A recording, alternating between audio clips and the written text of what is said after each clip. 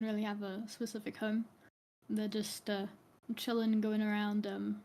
Well, not chilling, but you know.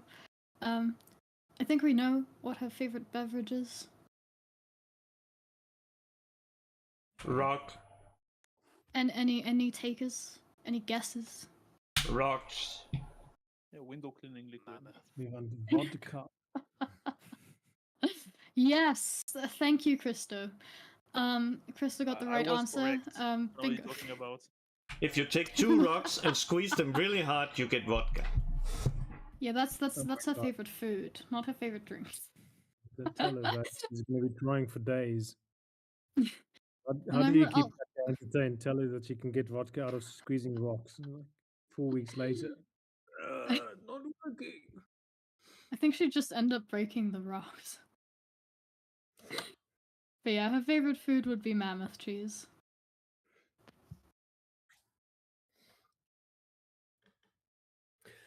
Okay, I'm gonna go with where does Svenja prefer to spend her days? Probably in the marketplace, talking to people and merchants and things like that. So she's in that sense slightly extroverted. But especially with recent developments and things, when she really needs to recharge her batteries, it is sitting in front of the fire with her mother drinking mulled wine. That's kind of her safe place. But where she considers herself to be at home and doing what she loves doing most, it's probably in the marketplace, talking to all the travelers and the traders.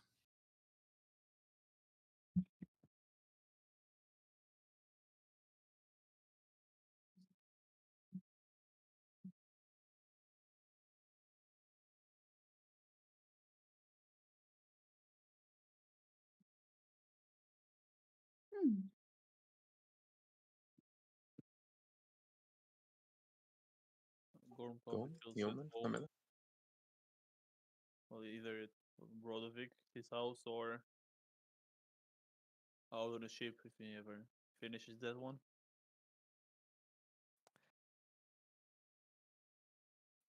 So, I'm only seeing the favorite food question. What's the other one? Where do you feel most at home?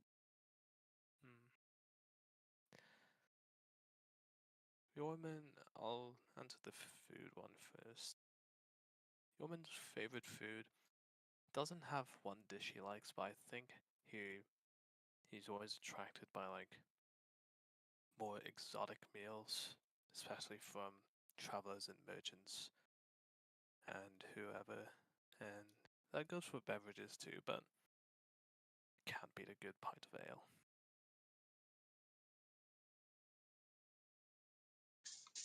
That high level, try all the delicacies, even if it's something really weird. Why?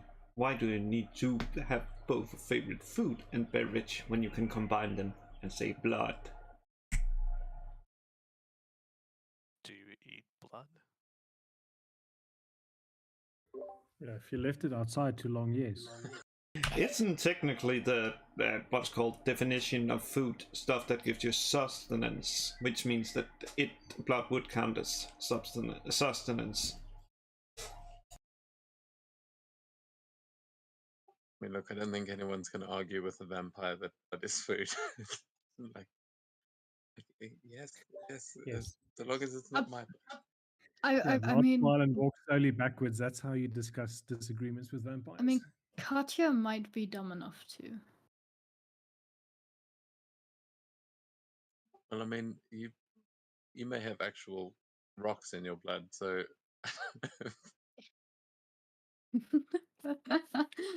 Fair enough. you can eat the tiny rocks in my blood. Oh, nice.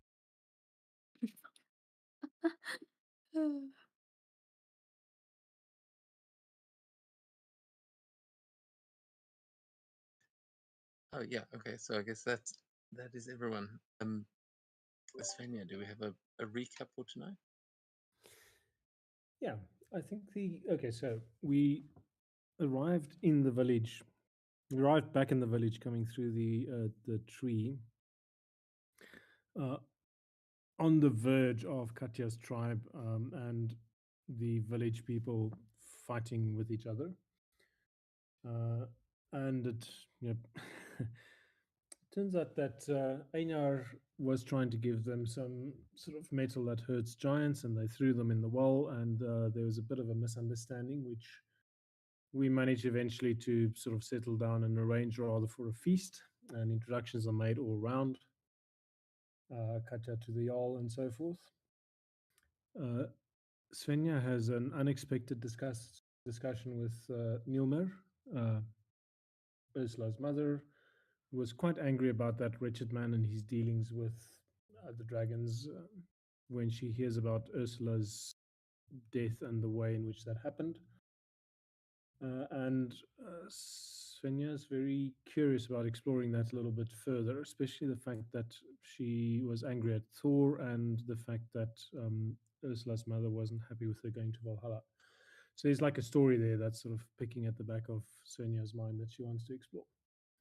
Jormund has a very interesting conversation with his father about Shepherd and the growing, and it turns out that he's Jormund's father. I don't know if the party knows this, but Jormund's father has had this pact that he's made with the frost giant. So this is kind of what's going on with Jormund. There is actual Jotun magic running through his veins. Jarl Niklas decides that he will give his old axe to Katja's chief as a peace gift, very engraved. This chieftain turns out to be much larger than the other Goliaths after we spoke to Brynhildr and Throthgar, the war chief. Sorry, that is the big chieftain. Valchov is the chief. And we are getting ready to prepare for a festival. Jormund has a bit of a wrestle with Katja while we're getting ready for the festival. Shepherd gets told to fetch human paint. I can't exactly remember how that happened. Something about making Jotuns look like humans or something. And Shepherd brings us like this freshly ripped off arm, and we follow the trail of blood, where a body falls for the tree, and that's where we, I think, left this session last time. So that's a slightly longer recap, but it was an interesting homecoming and a very interesting and busy day. Yes, and that is where we rejoin you, as you have just all looked up from the pool of blood that you discovered to see some large, almost glowing eyes looking down at you with these elongated limbs, claws on the ends of them, and there is a creature that has just been devouring that tattooed man and is now going to turn its attention towards the lot of you. Are any of you doing anything in this immediate moment as you've just looked up and before this thing does anything before we roll for initiative? Katya will rage. I'll activate my Crimson Right. And now I can Oh kick. yeah, Gorm, you weren't completely here last week, so Yeah. I still had it that you were back at the party. Oh, I can wait there then. But well, I mean, it's up to you. The others ran off with the screams, but you were cooking back at the party, so Yeah. there is still a chance to join this. But Carmella's also back there, so we'll jump back to you guys in a minute, unless there's something else that Gorm did that No, I was cooking. we didn't. Okay, cool. So yeah, we'll get to you guys in a minute.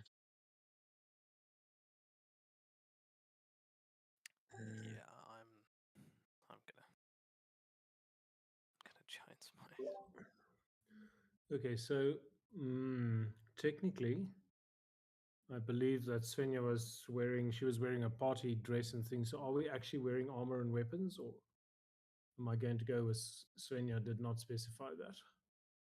You did specify that you weren't in armor and weapons. You did specifically say that last time. I'll say you've probably got your weapons with you, but you're not in your full armor. You did say you were dressed in your robes. Yeah. Okay. Um, so I think what she will do is she will shift into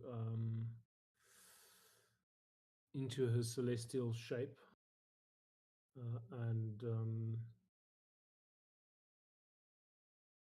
I don't have any cedar to activate the dormant beast or anything like that. So that's what she will do Oh, in her. that I looked into. Yeah, it doesn't specify, but we can say that the whole pool will replenish on a long rest. Okay, I sorry, I did actually read the rules. It says on a full rest, but I'm happy to take a long rest. Okay, yeah. So that would be a full day. We can do that when it's out on an excursion, like on a expedition. But yeah, for now, I'd say you've probably got a full. You've probably got full safe. I mean, I can't imagine you used it on much else. Yeah, no, it's been a while actually. So, no, she'll just sort of activate her celestial wings and maybe fly up a little bit in the air. And if that's the action we have, that would be. Um, Wait, who's with me? She will also offer a bardic inspiration to Katya. Oh, thank you. So, wait, I can do this. Okay, Can how I? high up are you flying? Um, does this creature look like it has wings? No, it looks more like it's hanging from the branches by long limbs. Okay, so Yeah, she'll the fly token's a about little bit misleading. 15 feet up and about 10 feet backwards. So basically, if the thing drops down, that it can't get to her unless it sort of makes this massive leap towards her. Yeah. And cool, that's it. Okay. And with that, as you guys all seem to prepare for battle, the creature is going to let out a screech, and I would like you all to roll for initiative.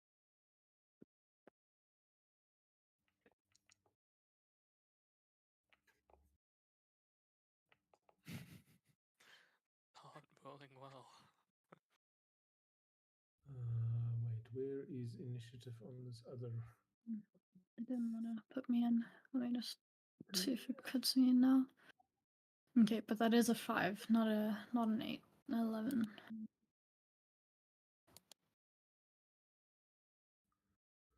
Give me a second.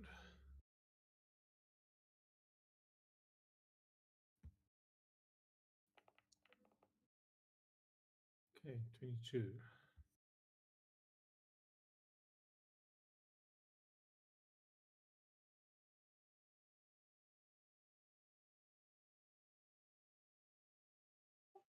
Finally hear the music again. Had to play without it for the past few sessions.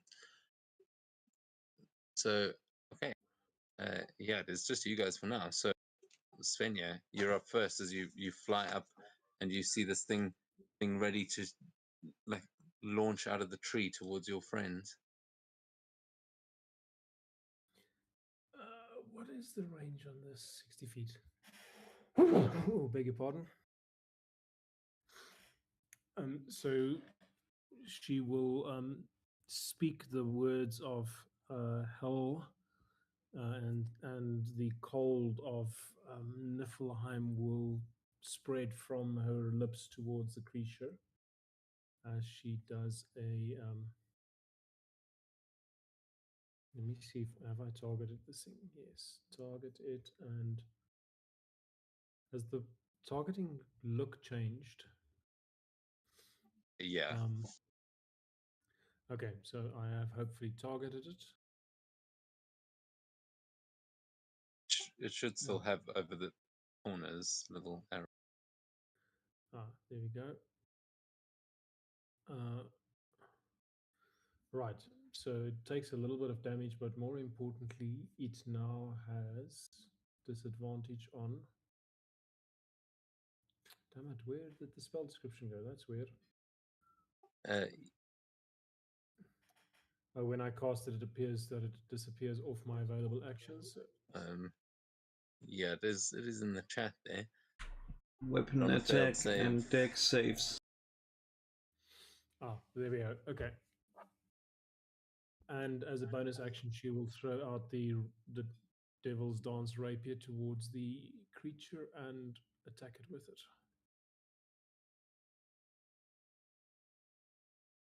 If I can find spiritual weapon, there we go. So where did that spell come from? That's awesome. I mean, don't have to actually. I think I remember it. Just haven't seen it before. It's nice. Yeah, very cool. This thing definitely, you see it falter as it gets slowed by this cold, this frost growing over it. God help us. There we go. And she will attack with the rapier on that creature again. Come on, machine, roll for me. It does not seem to want to roll an attack. There we go. Normal. 24 to hit, and it will take 17 points of damage, which is how much is fire? 6 fire, and the balance is piercing.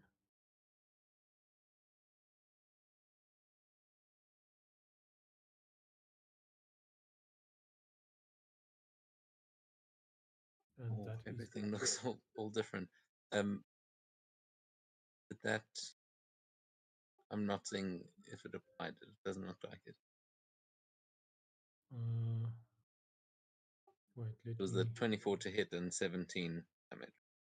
Yeah, and I don't know if it targeted it properly.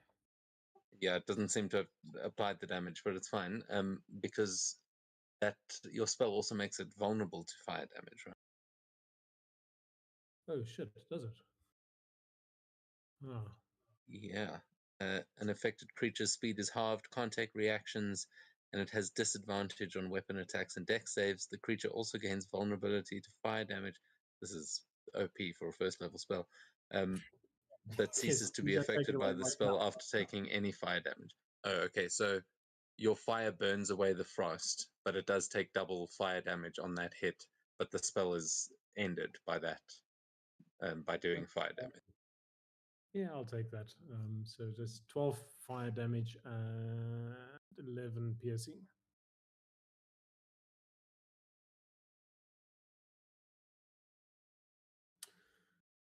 And that's a turn. Okay, very nice. That takes us to its turn. It did not like that. You're going to see these big glowing eyes that it's got suddenly lift open, like almost like flaps, as a small trunk curls out from underneath it and is going to shoot out a glob of mucus at you, Svenja.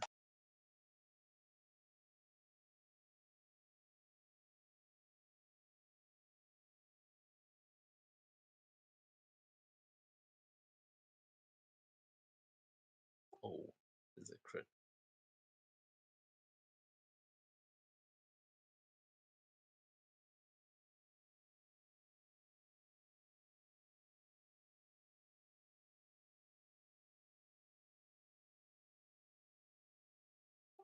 And you're muted. What is that reaction? Silvery buds. Oh, okay, yeah. So as the mucus flies towards the frosty air coming from her mouth will sort of flicker into these little icicles that will try and distract and flick the mucus away. Does stop the crit. So dropping it to 13 acid damage. It has applied there, but a con save for your concentration. Not sure what you're concentrating on It's Uh, probably the cold. So okay, so it must re-roll. So what happens there? it did re-roll and it got 24 to hit. Still hits For me. Ah, Before it okay. was a 28 with a crit. Okay, so 13 acid damage. She will take that, I guess, and I must do a con saving throw. Yeah, that's just for concentration, so it might not be not actually me. That would have failed. So what is it saying ends? Just concentrating. I think it Yeah. was your first spell. So there wasn't anything that she was concentrating on. That's great. Shut. She will curse at it.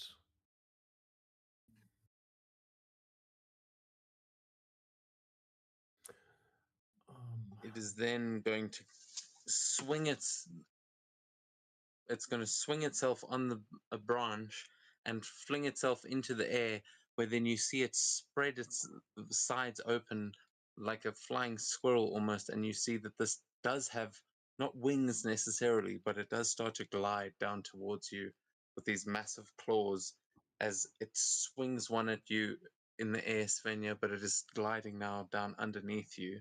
So it's going to take one attack against you before it hits the ground.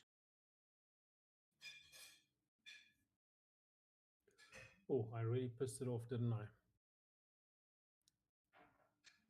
Is a 17. Yeah, that will hit. Ooh. Oh my god. You've got so little health. That is 20 slashing damage, or piercing, sorry, as it swings down and stabs right into you. Unfortunately, that lack of armor really, this thing gets you by surprise as it leaps out of the tree, glides towards you, and just tackles you out of the sky. Okay, so I think what that will do is it will actually trigger the Desperate rage. dormant beast, the Yeah. desperate rage. So that's a straight charisma check. Now, I can't remember if this is one that we can choose to fail. But she would fail at a think. Yeah, so with that, this creature's got you down on the ground and seems to be just trying to shred Svenja to pieces.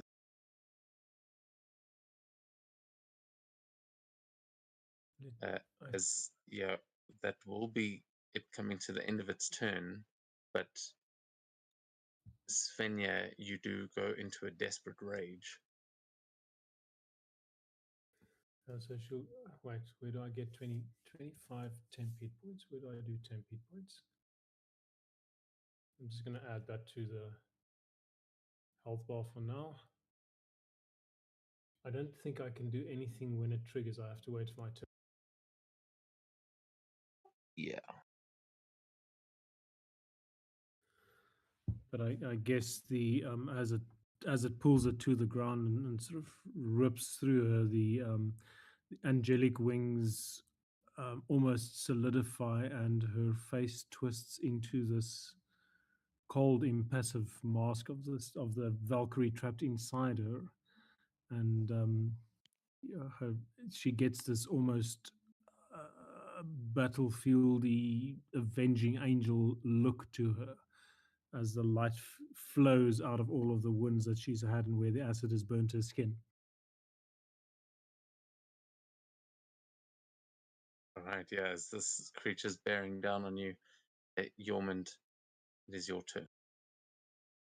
Okay.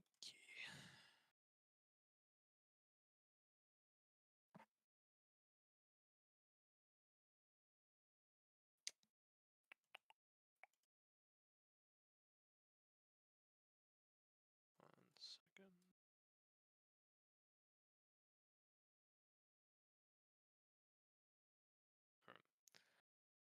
Um, yeah, I'm gonna try and taunt it so it directs its attention to me, just smash my shield with my sword and just, here you ugly fucker.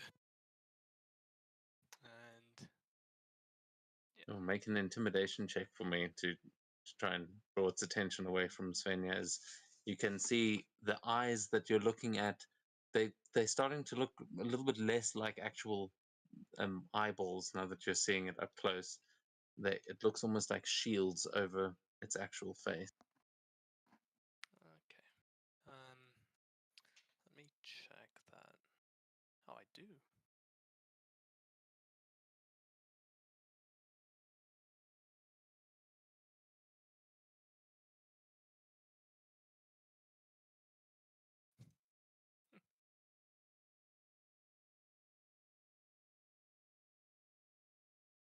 Nat 20 for 22.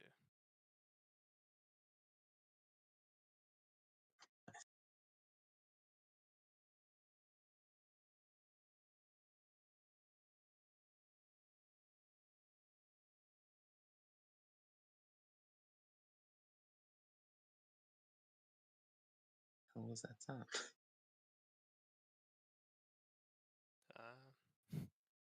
Not quite sure. Did you hear all the? Did you guys hear the knock? Yeah, Yeah. that was pretty annoying. Balloons popping. Well, someone like the only thing I can think of that was that someone was fucking with the soundboard. I didn't even know what to make. You can disable the soundboard. Just like Huh? a weird woodpecker sound, but okay. Man, like, you can just turn down the soundboard to 0, and that's what I did long ago. Okay, hold on. Svenja, are you busy? It seems to Sorry. think Sorry? it's put you at full health plus the 10 hit points. Well, it says at level 2 in the mod you get your Twisted Satyr cloak benefits, and that's 50 temp hit points.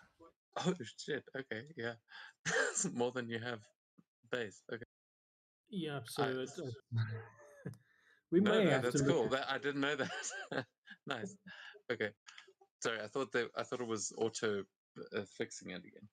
But No, you're it's she's actually pretty nasty right now in terms of unarmed attacks. I'm working through this. By the time my turn comes, I'm going to be ready to attack. awesome.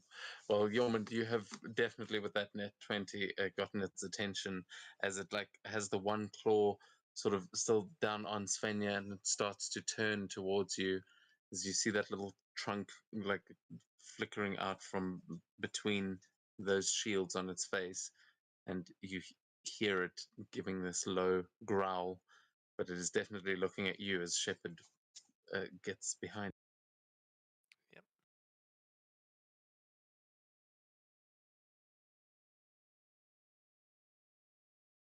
And it rolls that with disadvantage because of the ferocity feature.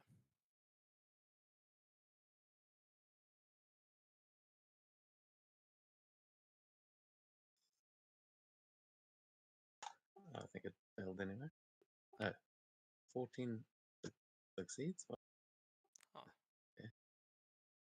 Oh, that is the DC. Oh, brilliant. No, that is a 13. It's rolled with the wrong one, but then that is actually a fail. Nice. So it's prone.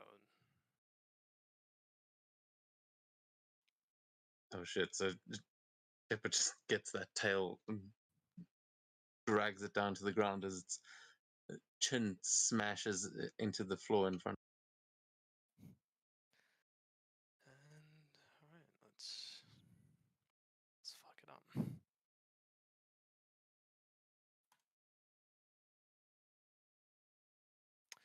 Oh.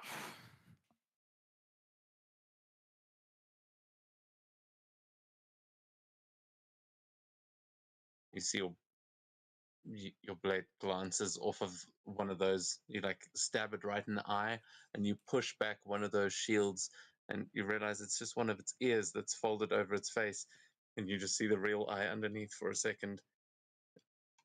Oh, as you get that second hit in.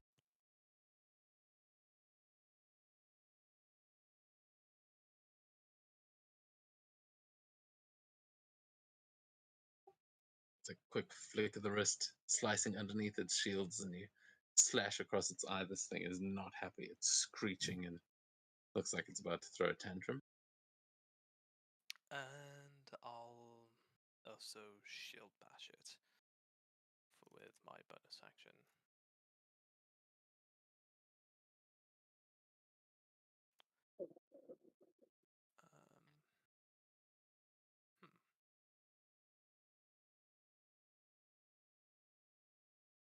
I'll just make an unarmed attack.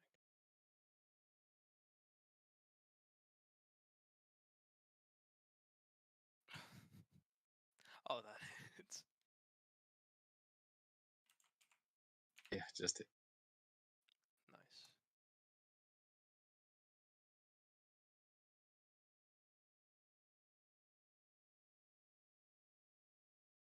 Yeah, just crumpling it up. And yep, that'll be my turn.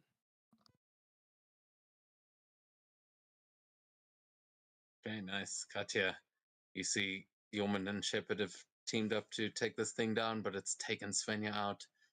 What are you going to do? She's gonna join in. She's just gonna kind of move here, just kick the body aside. Just, you know, that's not something you need to worry about in the moment. And then I think she'd be flanking.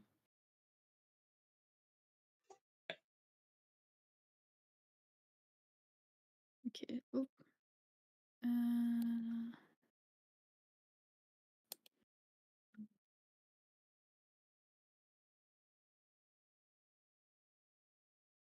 Okay. And then damage normal. Okay, so it takes 13 on the first one.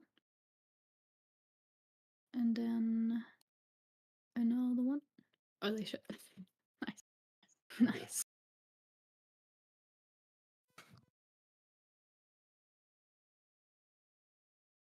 Oh, and that's some good fucking damage as well.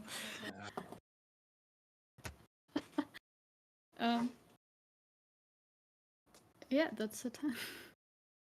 Good lord, yeah. Barbarians are kind of fun. You just hit stuff and it works, and then you're like, nice.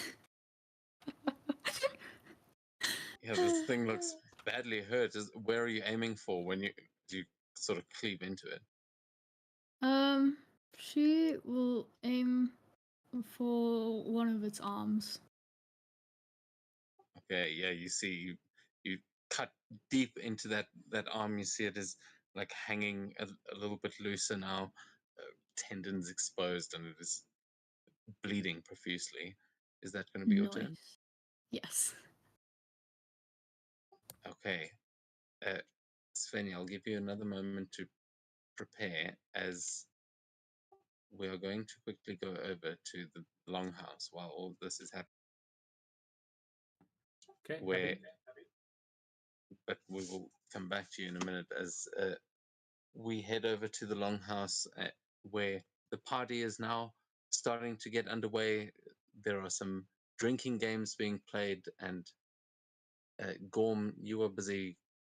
You have just finished making up some of the food. Everything's pretty much ready to go. Just needs to finish cooking and it'll be ready to serve. Meanwhile, Carmilla, you are outside playing a drinking game with one of the Goliaths, who is currently trying to explain how it works. But we're going to start inside the longhouse with Gorm. As you can see, there are some people inside here. Everyone's socializing. You can see your father speaking with the lumberjack, and you've just finished doing some of your cooking. What are you up to?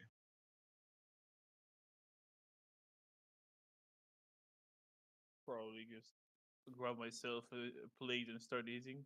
I think we've eaten in a normal place for quite some time.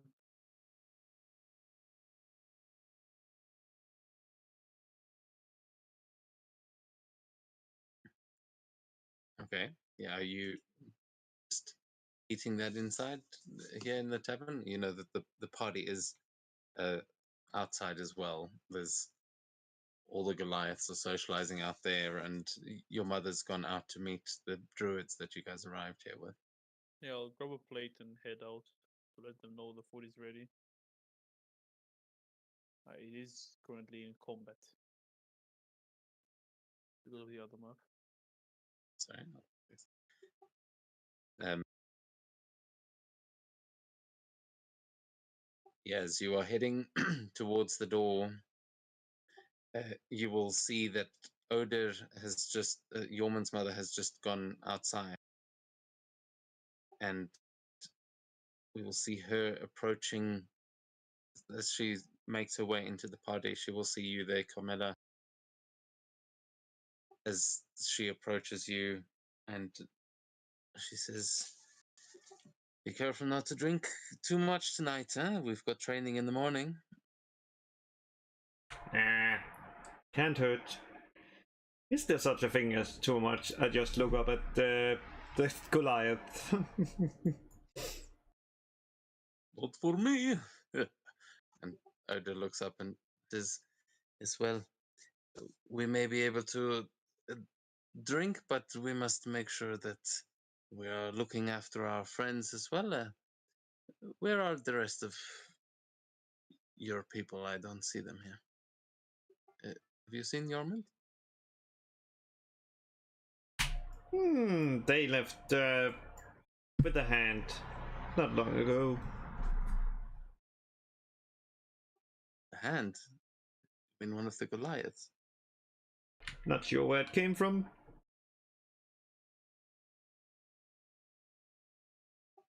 So she suddenly realizes you're talking about an actual hand. So are they?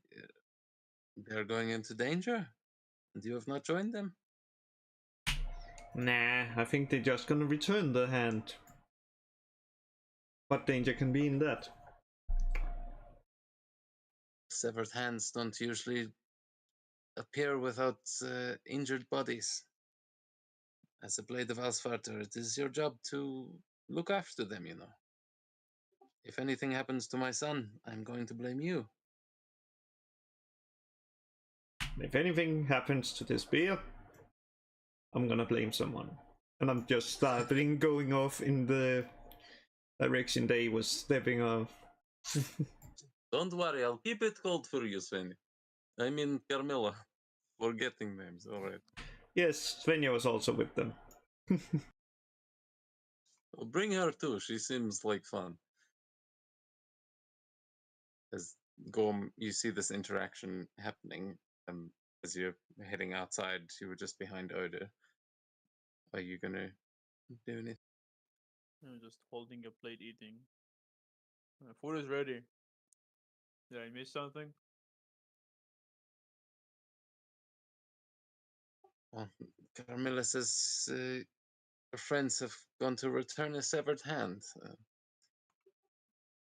don't think they're going to make it to the meal.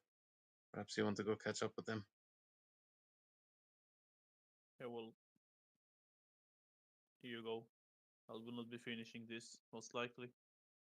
I'll place the plate on the bench and head towards Carmilla.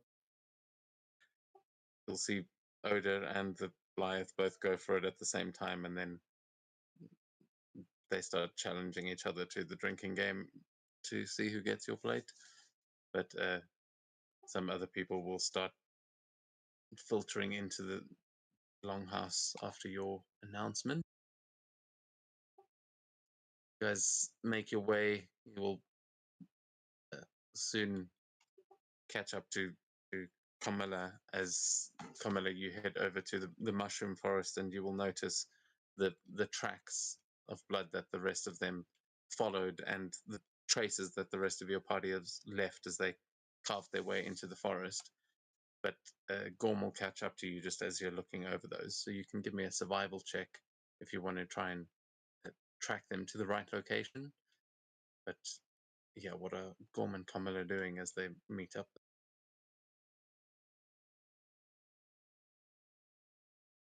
So, did they task you to find out where the others were going, or just want to tag along? Does it matter?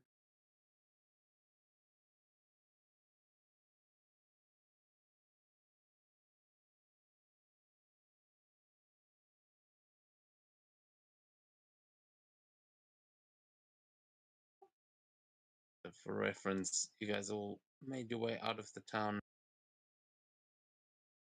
here, and you've encountered these things like with a bee star.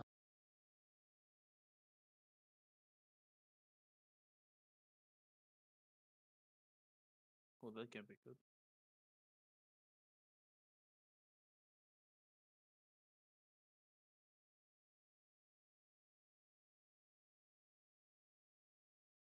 Yeah, with your survival checks, Carmela, you're not sure. You can smell the blood, but you can tell that whoever's blood this is has already passed, and it's not one of your friends. But Gorm, you'll notice some traces of markings of Katya that has created a Goliath-shaped path through some of the bushes, and That way. yeah, you will start to hear the battle happening not far away, as you will be able to join the rest of them on the following round.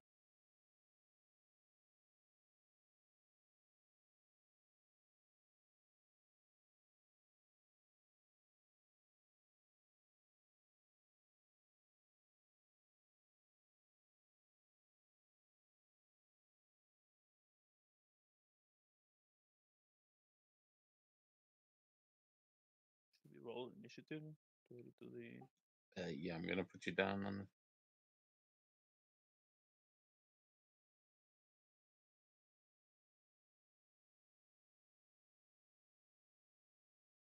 Yeah, you guys can both roll initiative, and you'll join on this.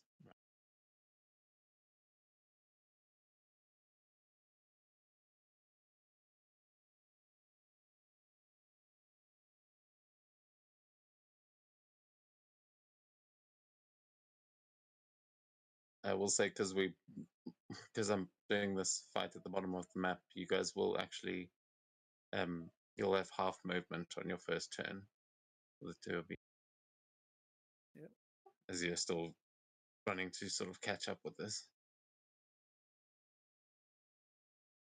But as you are making your way through the forests, you start to hear all kinds of battle sounds, but I think probably something quite particular as we go now on to Svenja's turn. And Svenja, you have just awoken the Valkyrie within you. What does the Valkyrie do? Okay, so she gets so the 1d4 was for which vermilion art comes out. It is the beast bullet.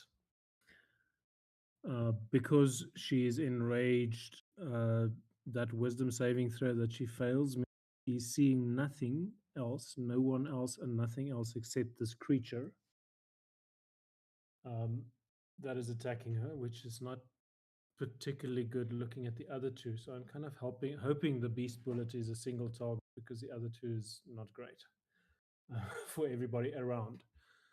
But the first thing that she will do is that she will lash out with her hands and her wings as sort of an unarmed attack.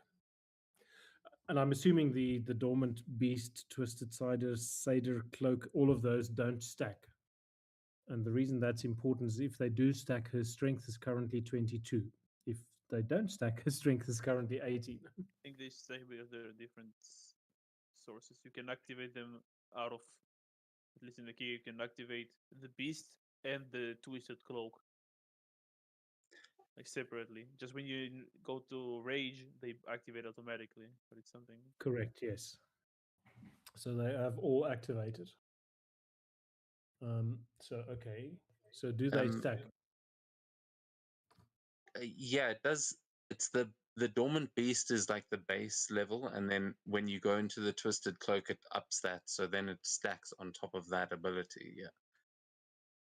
All right. Because what is dormant? Does dormant beast set it to 18? Desperate Rage sets it to 18. Dormant Beast has got a baseline +1 to everything. So the twisted. Yeah, I think the twisted cloak is something that you are usually that then you're sort of under control of it. But here, yeah, it goes into that, so it does stack. You you're in super mega dangerous mode. Okay, so she's going to lash out with her hands twice as multi attack. And let me just.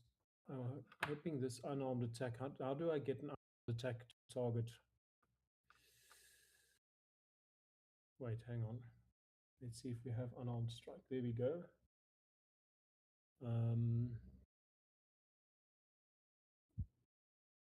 It's not giving me the disadvantage, so this is normal, and I didn't add the So yeah, modifier. the disadvantage is also from being prone. I assume you're popping back, Okay. but you would have actually have advantage against it if you're standing up. That is, if you're just Yeah. So let me do advantage normal, and let me just add a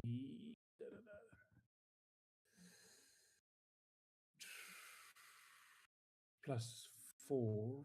Wait, what is the mod there that I get extra +4?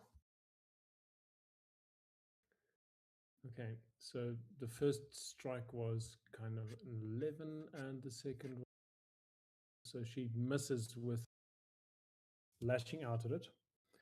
There will be one vermilion strike. So do you want me to use one of the do vermilion bullet? You're going to have to add it for me to the sheet. I have added it to your sheet. It should be there. Okay. Let me. So yeah, you just lunge towards this thing and start smashing into the shield that's over its eye as you that ear starts like curling back in pain, but you're not able to do too much damage as it is surprised by you getting back up. Okay, so Yeah, that a bit backwards, but you'll miss them. Yeah. You, oh, that definitely failed.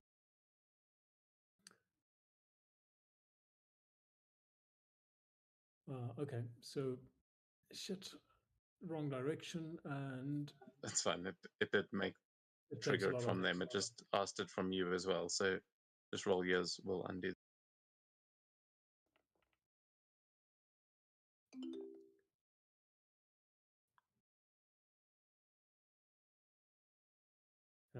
God. Okay, You it's just doing you it. need to roll the. It's prompted you there. Just roll that deck save, and then it'll prompt for the rest. It's because you've targeted yourself.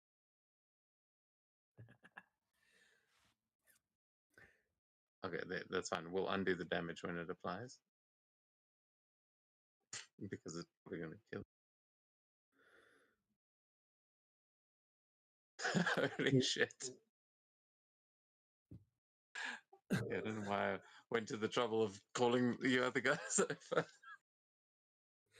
But So I guess what they're seeing is this Valkyrie, the glowing Valkyrie, just unleashing the stream of uh, little globes of almost, it's like motes of starlight and mead and glimmering Valhalla stuff,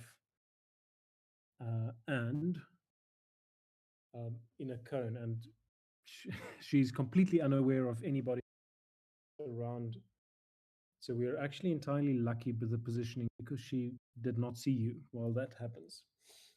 And as the beast dies, she will, I think, collapse. I'm going to just look that up quickly. well, That I went think well. you've got to make a save first because now that creature's dead, I think now you have to make sure that you don't turn against your allies. As you guys see, Sylvania just decimate that creature. It is very dead. Yeah, so let me look at Desperate Rage. Pretty sure she just drops unconscious, but Maybe because you don't see anyone, it changes. Yeah, but there's now that you're at a higher level, I think it has more of an effect, doesn't it? Yeah, so at level 3 or level 4 on the Desperate Rage, it's like any creature. At level 2, she just. But let me see. What would stop the trigger? On failed save, all allied creatures to see them, and the Desperate Rage ends. If you cannot see the creature, you can make a check. So I don't know if it automatically at the end of your turn you make the rage check again, which is a charisma check, charisma save, charisma check to see if she gets out of the rage. So yeah, she will come out of the rage and take a crap load of damage. Okay, nice. Yeah, but that so you do manage to bring yourself back to your senses. Jesus, 6d10. So she takes 6d10 necrotic damage. 20 points of necrotic damage when she comes out of the rage. And what is the Yeah. last thing? So yeah, you actually come back at 4 hit points, I think. Yeah. So yeah, I don't think it knocks you unconscious automatically, does it? No, Is it not just? I think because we've had such. she's dazed and weakened for 6 rounds, and that's it. Yeah, so she's as the I think how I see this, as the Valkyrie and stuff fades, creature disappears. She kind of falls to her knees and looks around. She can see her eyes are kind of back, but she looks completely confused and unable to stand right now for 6 rounds, for what that's worth. Wow. Okay. So that's Svenja done. Okay, yeah. So as you guys are running up, Gorman, Camilla, you see this happen, and as we come out of combat, yeah, the creature is defeated. Very well done.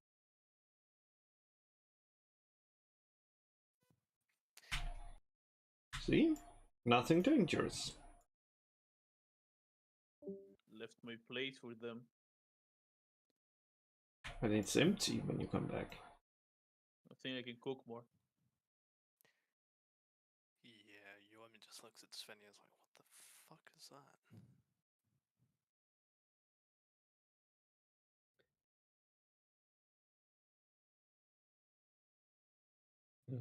So I guess her reply to him would be, you can see a combination of fear, both that other people, so this is what we cannot tell the other people. So fear of the other people finding out, and fear of the beast, and you can almost see her lusting after that power. She wants it. She loves that feeling. So you can see on her face the interplay between this must stay a secret, but she loves how that feels. That deep attraction of that level of power very clearly on her face right now.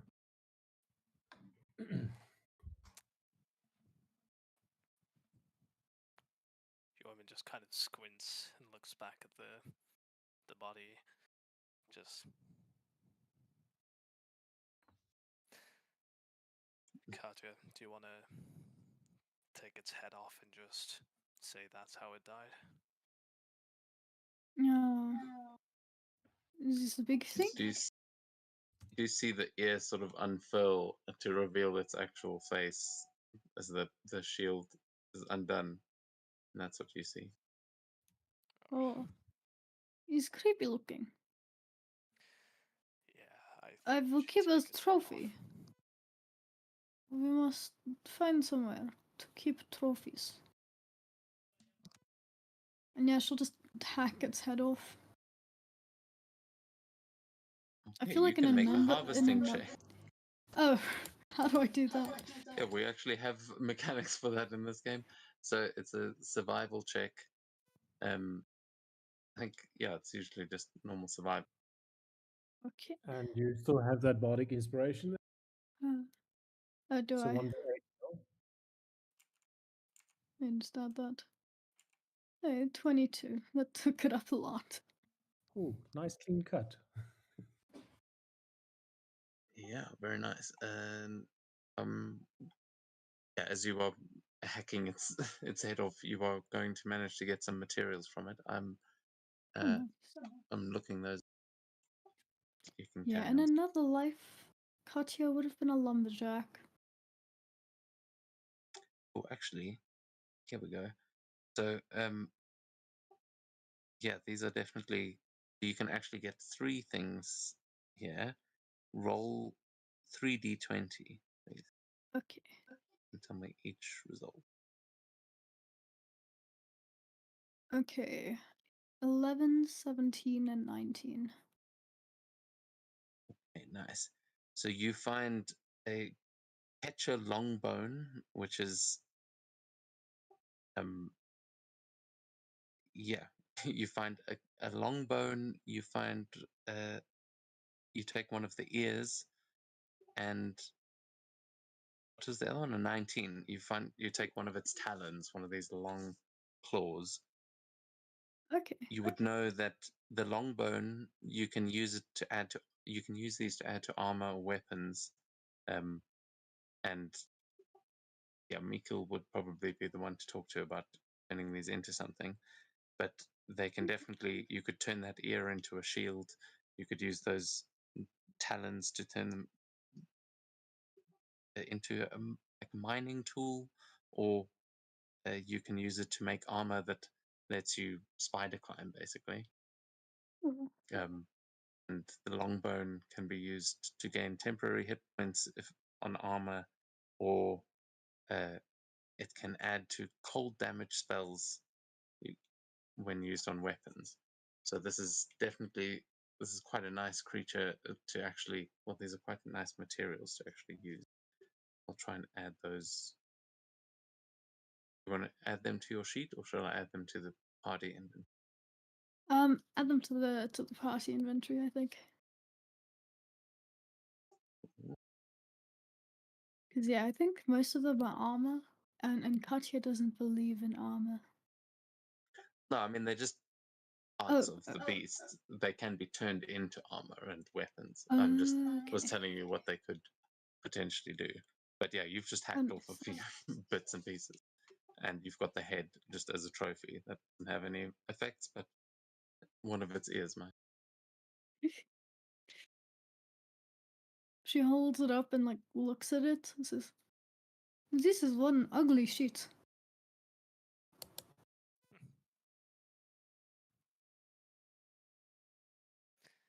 Yeah, I sure hope there aren't more of them around. Why? We can kill more.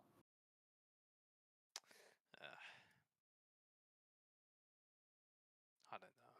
These things are too close, if there are more. And could I roll some kind of check to see if I know what this thing is? Okay, you can make a nature check.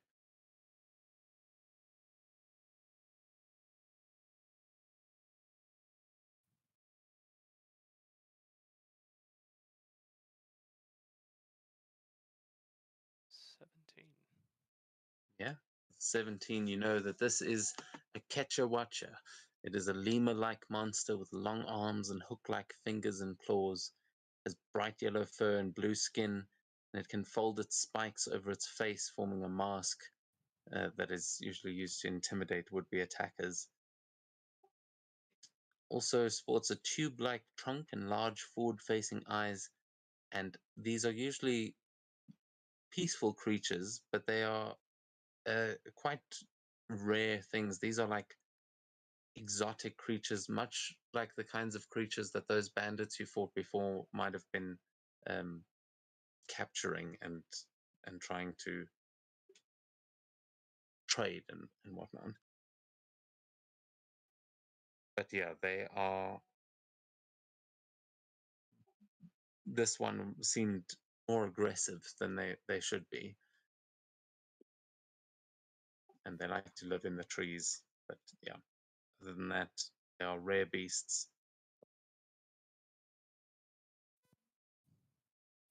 Hey, Gorm, do you think you can cook anything with this?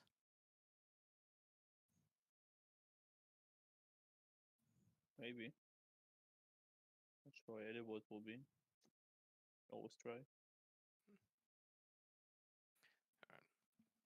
And Yorman will just take it by the legs and start dragging it back with Shepherd's help. As you were dragging it, just roll a straight d20 for me, Yeoman. 19. Oh, nice.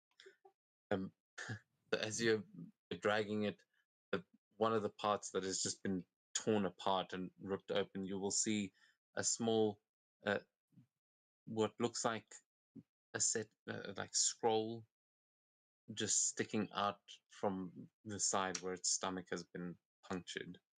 And you'll see there are bits of the tattooed man falling out of it as well. It is, yeah, it is quite a gory trail that you are leaving. I'll take the scroll and have a peek, if I can even read the language. Yeah, fairly easy to do, though it is covered in blood and gore. And you will notice it is the journal of a man named Aaron. And you'll recognize this scroll as being something quite similar to like the message scrolls and things that your father uses, like that merchants all over the place would use. This seems to be like an intake journal of his. It seems whoever Aaron was a merchant, and there's a good chance that this belonged to the dead man over there.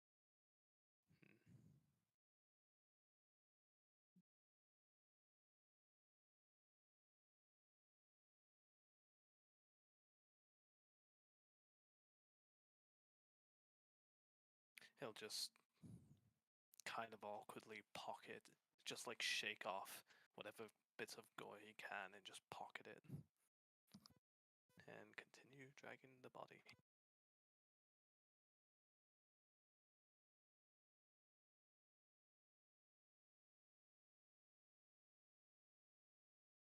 You'll hear a voice coming from the forest behind you as you hear someone going, "Hey, wait up for me!"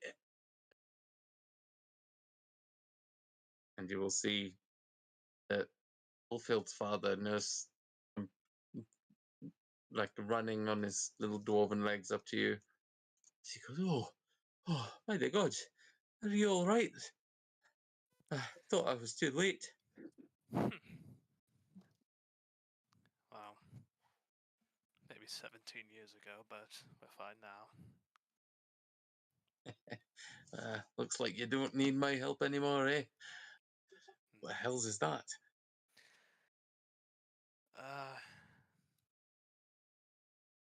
Well, you have just as good as an idea as I do. But at least there shouldn't be any more of them around. I sure hope not. I think this fellow must have had a friend. He gestures to the dead body on the ground. Saw him running for the hills. Well, these things do happen. Strange that it was so close to town, but if you're all right, we're all heading back. Aye. Yeah. Isn't that the guy from the hunting movie? Like, where the ninjas attacked us? Might just be mistaken. No. It's the same token, but Oh, okay. Yeah, in game, no, not the same guy. This guy's just I wasted my history check. well, not necessarily, because you guys did find out last time from the tattoos that there were some clues. So with a 20, are you trying to recognize who he is? Yeah, that's what I wanted to do. Yeah, so his face has been badly mangled, and he's yeah, he is not very recognizable other than by his tattoos. And you would recognize the tattoos just from your own experience. You have seen this man before in the markets of Braudevik. You have seen him there trading. You don't know his name necessarily, but you remember seeing him in the markets. You definitely recognize those tattoos. He has a really cool tattoo of a ship that you thought would make for a good design. He's he's a friend of Bradovic, as far as you know, or at least it trades with him. Can Svenja make a history check just to see if she may have chatted with him and remembers the name? Sure, I'll say with advantage because of what the other two have found already. 24. Yeah, so if I assume, well, Yorman said he was stashing away the other thing, but Gorm, are you sharing that information with the group? Yeah, I'll say. So I'm at the market a few times since he was trading with us. So Svenja, you would remember his name. You would also at this be prompted to remember a man named Aaron who you've seen trade with Yeoman's father many times, with most of the people at the market. As you said, that is one of your favorite places to be, and you've definitely seen those tattoos walking around. This must have been someone that was coming to Bradovic and just didn't make it. And so at least we can send then messages to whatever we know about where he may have come from. And he may have a horse with trading stuff or a cart or something somewhere here. So I'm guessing that after the acid and the nasty little slash, her clothes at the moment are sort of ripped and screwed up. So she will try and sneak home and change into other clothes.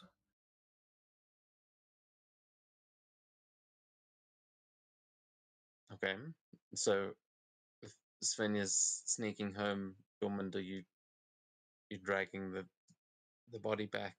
Is everyone heading back home? Yep. Yeah. Cool. So, shall we switch maps, or does anyone want to do some more investigating? I'm good to switch. Yeah, same here.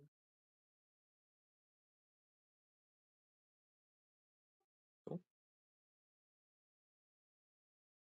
Okay. So with that, you guys start dragging the body of this creature, and Katya proudly holding its head as a trophy. We move you all back.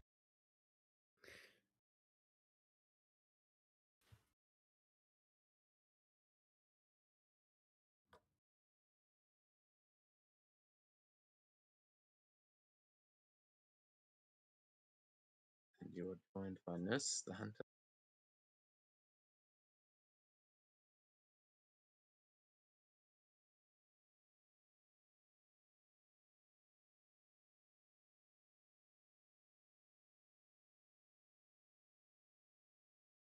As when you get back, Carmilla, you will see Bram, one of the other blades of Alsfactor.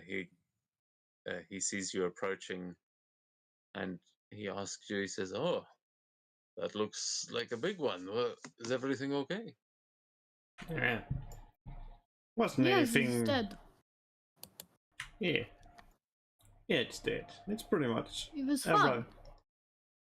Maybe.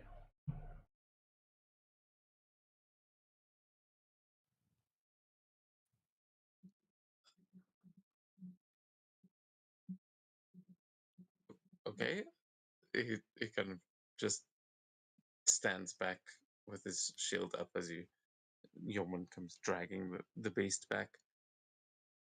He says, "Well, join you for a drink later, eh? I hear that Goliath has got some crazy ideas."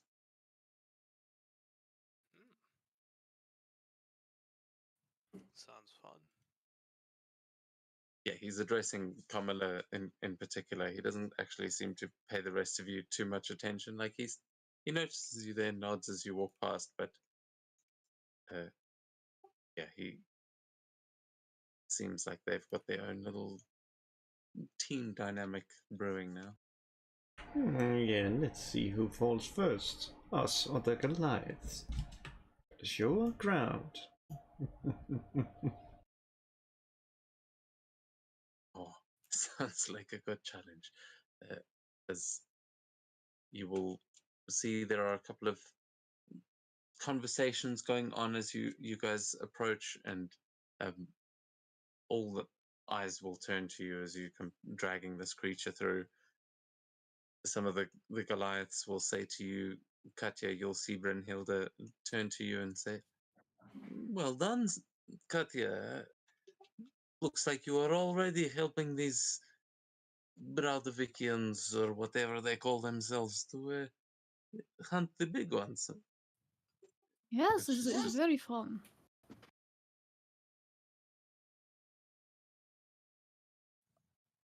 Cap.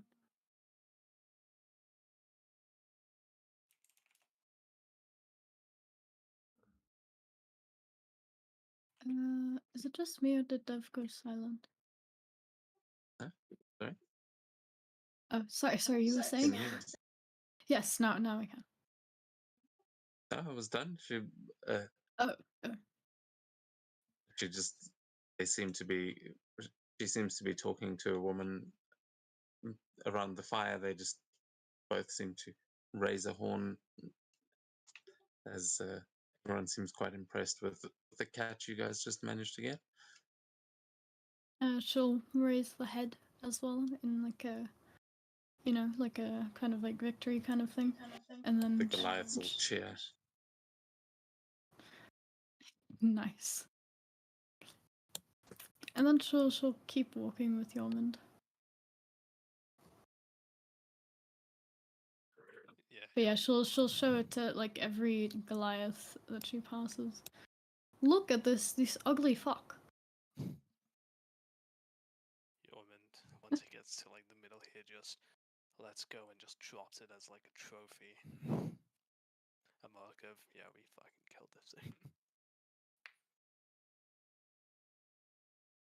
Yeah, you'll see your mother approaching as you drop it there, and Jan Nicholas just standing watching this as Jan Nicholas nods and says, "That's a creature for you to have found so close. Well done. I see it didn't present too much trouble." As he looks you all once over and notices none of you are injured. Yormund just nods.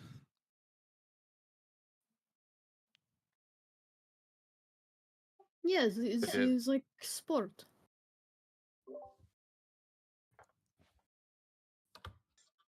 it is sort of puts a hand on your shoulder, Dormund, and says, "Well, I suppose this is good to show everyone that you have earned the rights you will be granted tonight.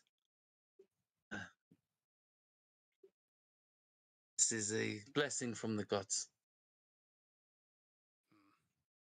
Must be. We didn't even go out hunting for this. All the more evidence that it is a blessing, do you think? Yeah. Actually, as he says that, Svenja would be reminded of something that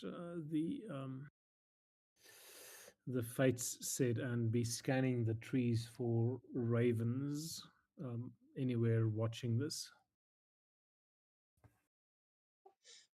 You can give a perception check as you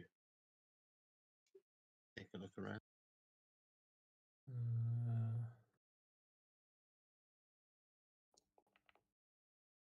That's 17. You do spy in the sky tree that connects you to Yggdrasil. You will notice that there is a raven just quietly sitting there. As when you approach, you will notice another one that is perched on top of the longhouse. But yeah, you only notice two. As she walks, so there's been food being prepared on open fire pits outside, as far as I remember the feast, right? Yeah, you can see on the map. The food is mostly being done inside, but it is now, by the time you guys get back, everyone has got food. There are plates going there. There are definitely multiple places for you to get food here, as yeah, there's quite a feast going. This creature we killed, is it like sort of, it looked insectile, but is the looking meat-like, or is it? Yeah, it's not. It's isn't actually insectile. That's sort of the ear that gives it that look, but it's actually more ape-like. It's more like monkey or like lemur, really. So But massive. It would definitely make good meat. She'll cut off 2 or 3 strips of the meat and walk over to the tree and just throw it to the ravens. And then she's a little bit withdrawn and quiet, right? But yeah, so she'll definitely toss a couple of strips of meat for the ravens towards the tree. Yeah, you'll see the other one actually fly off of the longhouse over to the tree to join the other one, and the two will sit and peck at it. But as you see them pecking, you will notice that one of the raven's eyes is clearly still trained on you. You see this glint of what looks like almost a goldish blue light in its eye, and yeah, these ravens definitely seem to be keeping an eye on this gathering. Okay.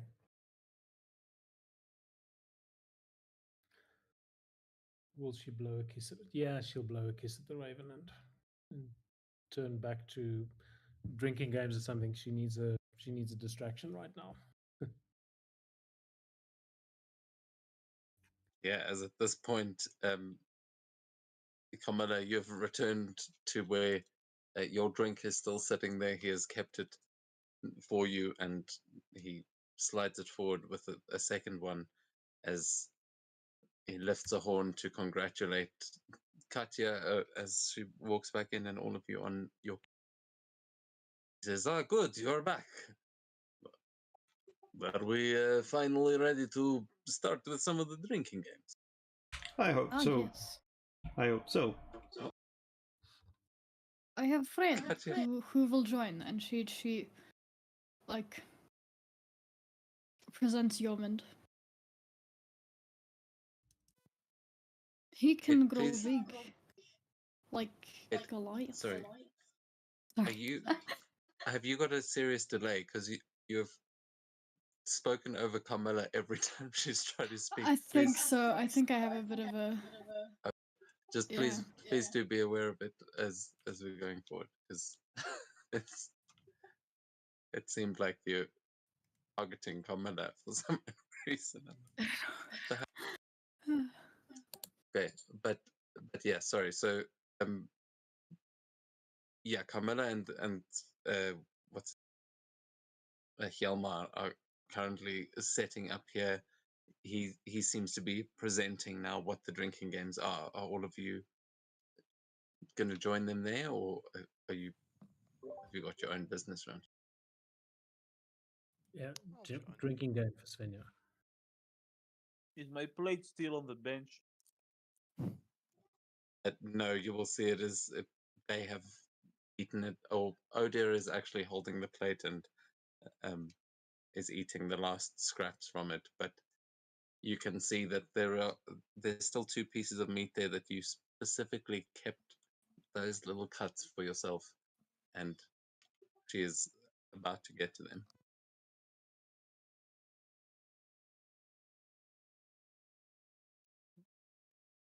I just attempts to like walk next to her and grab the plate and continue walking to the longhouse. You can give me a sleight of hand persuasion or intimidation check.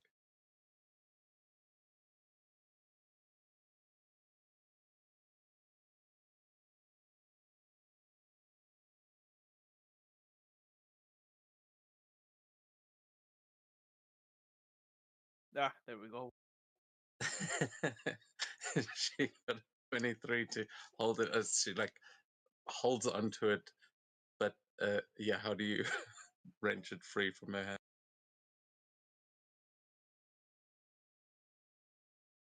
I just snatch it with my arm as if nothing happened and continue walking. She like you see her kind of mouth still full from the last bite as she wants to say something, but then just shrugs and turns her attention back to the beast.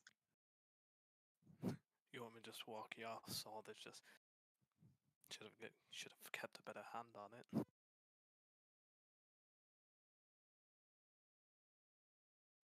Are you saying that to her? Yeah. She just looks up at you like sucking on her teeth, kind of thing, like oh, you, you know what, Yormid, you should join us in the morning for training as well. I think you still have some respect to learn, huh?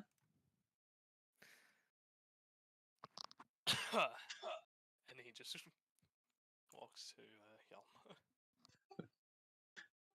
Yelm. You do see she says that with a smile as she definitely thinks she could take Gorman a find. He has reclaimed his food. As are you joining them there at the drinking table? The drinking well. I have food and Yeah. entertainment, so I'll just stand away a bit and watch. He will be announcing these to enough of the party that you'll be able to overhear, and he'll say, well, I've got a bunch of games I think we could play. Some will test your wit, some your strength, some your constitution, but hopefully by the end of it we'll all be drunk. And there are going to be 7 games that he's going to describe. He says, first we have the Scald's Challenge. Any talented poets, please show us what you have. We have the Mighty Hammer Challenge for those who are feeling a little strong. The Ale Barrel Lift for if the hammers are not enough. We have a Stein Stacking Challenge if you are quick with your hands. There is the Mjolnir Hammer's Toss, a classic, of course. I'm sure even you Mordians play this. We have for the more artsy fartsy, there's a shield carving challenge. I heard you guys are pretty good at this. We have runestone riddles if you want to test your mind, but for that you'll have to speak to my friend over there. And he just gestures to one of the other Goliaths who gives a little wave. And he says, and then finally, of course, we have the Skaldic Showdown. If any of you have the musical talent to take on the Goliaths, please, I welcome you to try. Yeoman just makes a show of leaning back and looking at Svenja.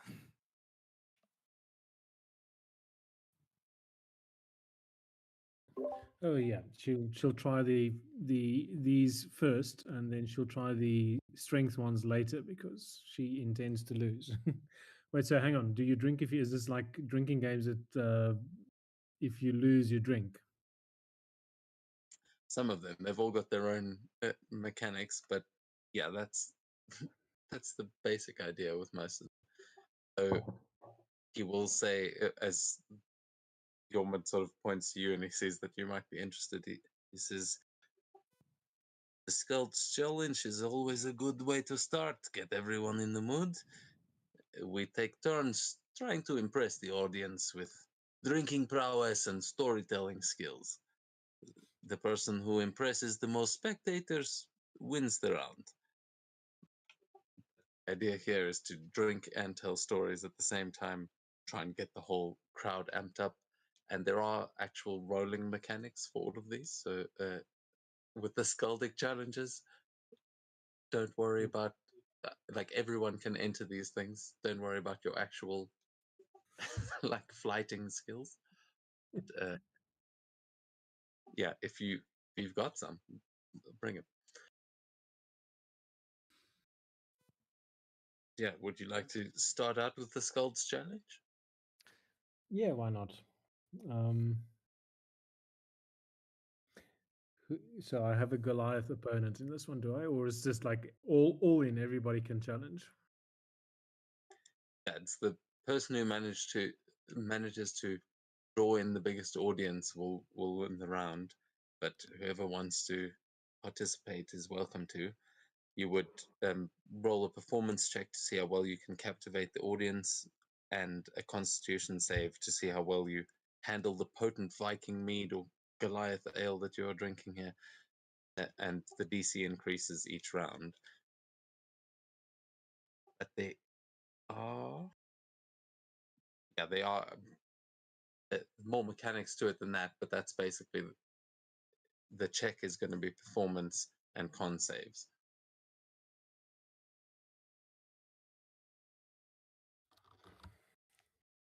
So for each of these, I'll tell you what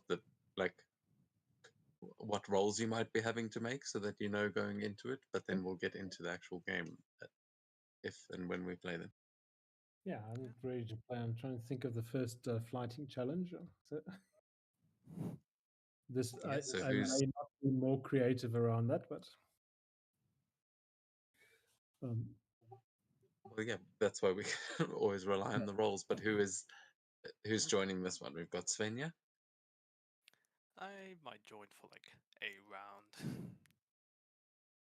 Yeah, I mean, there's lots of games to play, so jump in. We might as well all do them, but it's also to you. So, Yormont, Katya. Yeah, Katya just wants to get drunk. She'll probably enter all of them. That's the way. If there's drinks, let's just enter. Cool. Yorm, are you still eating? Yeah. I'll sit this one out. Okay. Cool. So then, first up, the way this will work is that each player will take turns describing your character's impressive feats or recounting legendary tales, enhancing the story with a bit of creativity and flair. You can tell us what story you're telling, and then you can roll a charisma performance check to determine the level of engagement and entertainment provided. Based on the results, you will accumulate points representing the audience's response to your performance. So a nat 20 gets you 3 points, 15 or higher gets you 2, 10 gets you a decent performance for 1, and less than 10 is a lackluster performance and you don't get any points. And then after each round, you make a con save, the DC increasing by 2 each round, starting at 10. And yeah, if you become increasingly drunk, you'll end up with a disadvantage on performance. So we'll go through it as we go. I will be tallying the points. Well, actually, Gorm, do you want to help me do that? Yeah. So that I can. So, I'm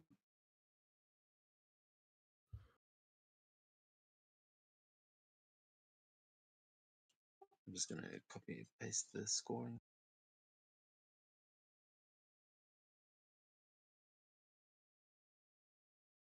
Yeah, I dropped it into Discord. So can you keep score for us there, Gorm? The natural 20 is only on the less check. Like the DC at the moment, because they have to make. And no, there's no DC for the performance. The DCs are there, and that 20 would be 3 points. The charisma save, we can.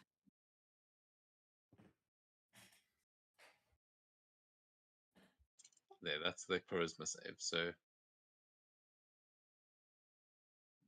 it'll just determine, depending on how many rounds we want to go. But Yep. We'll see how it goes.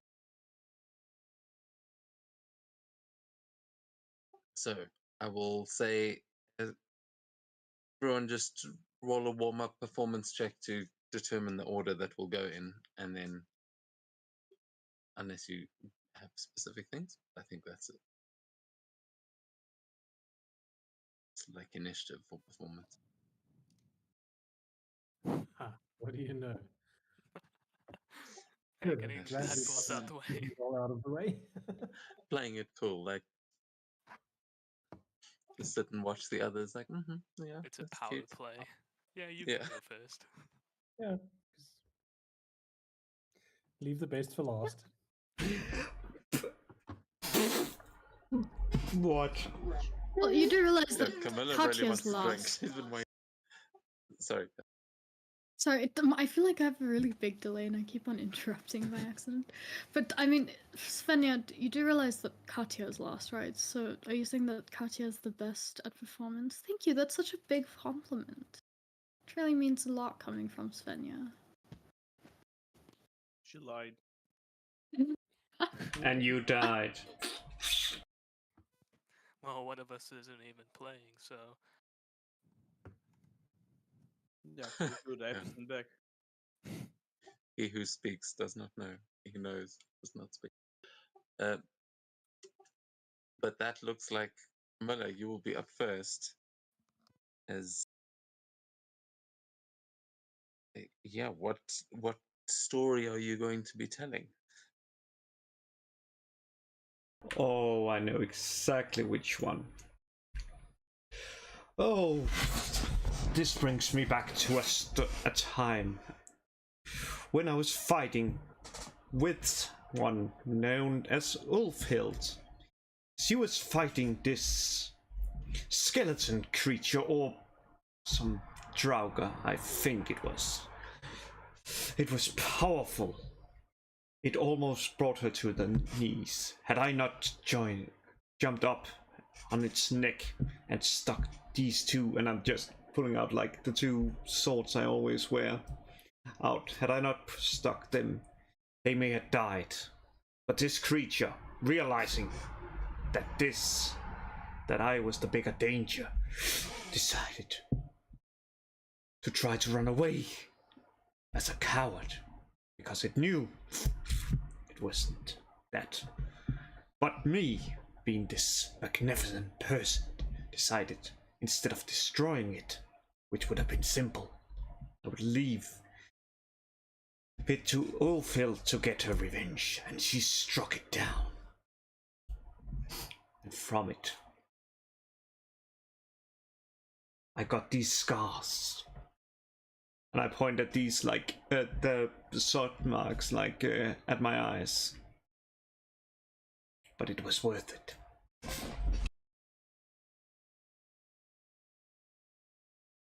You can give me your performance check with advantage for actually telling a story.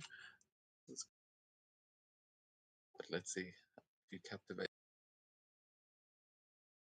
Oh well, it's only one less. It is captivating for sure. You'll see they definitely all are loving it. There will be one Goliath that goes, but if she let the other girl get the glory, why is she not do this for Katya? It's, we've got one hater in the crowd, but everyone else is fully invested and fascinated by this guy.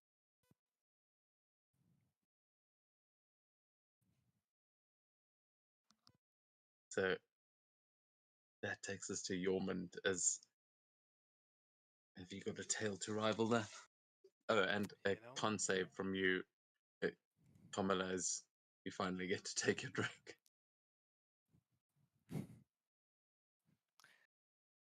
I got something. You woman just had you. I'll wait for the save. Man, this is amazing. Yeah, you're good. You just enjoying your drink there. So, Yeoman going to you. Kamala seems to have started strong. Your woman just like leans onto the barrel and is like, let me tell you about the fight that cost my beloved friend his eye. And just as a sort of like show thing, I'm gonna have him try and just sneak up behind. Yeah, Shepard will just walk up upon hearing his name, and Yeoman is just hoping like they'll turn around. Who's this beloved friend? Ah, a wolf! Yeah, a couple of people look over at Gorman and they see this massive wolf walking through. They're like, oh shit. It was the time when, out of character, where was the fight with the ogre and the drake? That story, mate. Yeah, I mean, that was in the forest near the mines. Didn't he lose the To eye the north. when we ran away from the creatures in the World Tree? Okay. In the forest, we happened upon an ogre and his drake many times, I'd even say, and looking at Hjalmar, your size. The ogre, stupid but strong, he locked us in an arena and forced us to fight him. It was a close fight, but eventually, having defeated his drake and him nearly killing my own friend gesturing towards Shepard, I must say, I could not take that lightly. And to be blunt, I can only say that my hands were as bruised as his face while I was done with him.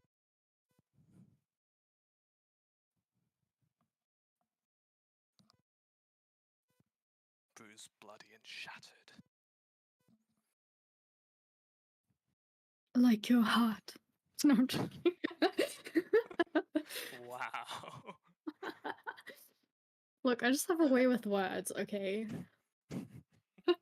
The bear, the maiden thing. You can also make your performance with advantage. Anyone who's actually telling a story can. Watch me roll 2 nat ones.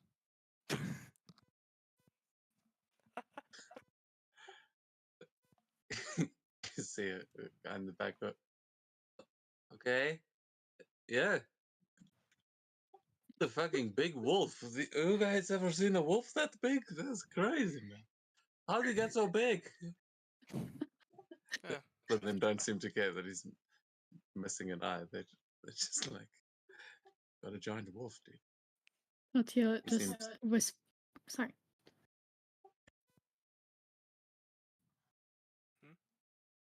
Katya just like whispers to Yomund, maybe next story should be about how he got big.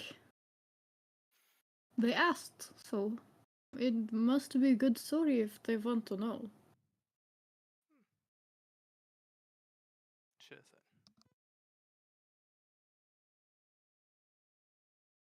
thing. So yeah, unfortunately, the crowd doesn't seem too keen on that one. Seems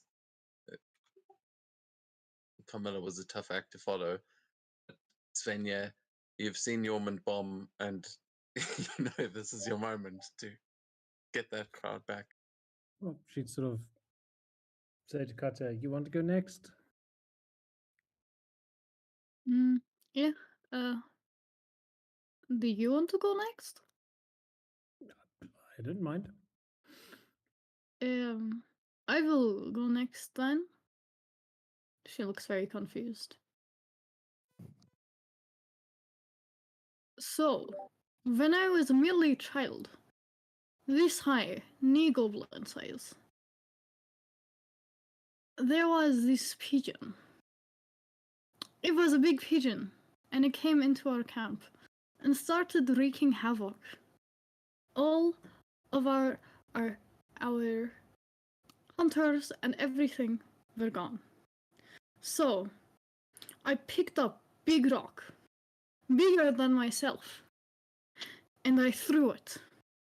And as it hit pigeon, it break in half.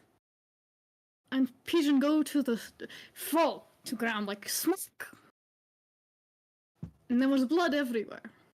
And it was magnificent. Everyone come home and they're like, holy shit, Katya. Well done. It's fantastic. The thing that Jerry put in. And that day I was a hero. As a baby. Yes. Katya hasn't been with the party long, so I'm just making up random stories about her childhood. That's great. You can also make your performance with advantage. Nice. See someone in the crowd also. Yeah. The Goliaths love It's it. true. I saw it happen. It's really true. Yeah, Yeoman like just quietly just sits there looking like, what the fuck, really? Yeah, you see that entire Goliath crowd is fully on her side. And it's like, there's a very biased contest right here. As their hands are much louder when they clap.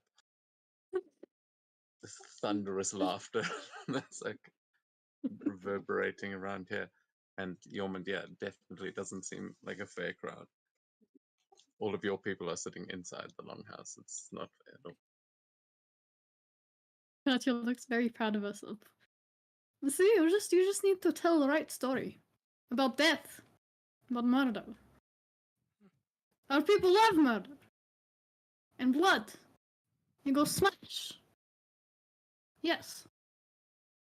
She's like genuinely trying to give him advice. Like not trying to be like, oh, so this is what you need to do, but it's actually gonna make you lose, you know, like she's genuinely trying to be like, yes, to tell good story and make Goliath laugh. You need blood. Duly noted. Good story, though. Thank you. I can't She'll say sit from down. you, they cut you as you then down your. Fuck. Yeah. Yeoman, did you subtly make that one a little bit stronger? I mean, would have, but no, didn't. +7. Didn't need to, apparently.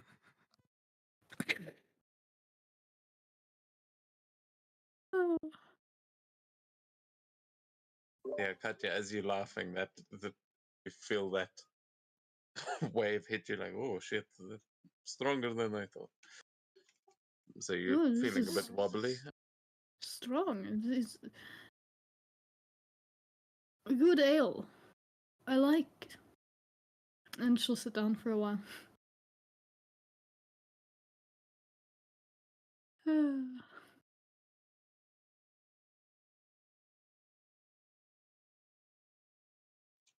Which takes us on to Svenja. And I would, depending on your resolution, I would recommend pressing E so that it actually frames their portrait properly. But Svenja, you see Katya now having to take a sit down after her first round.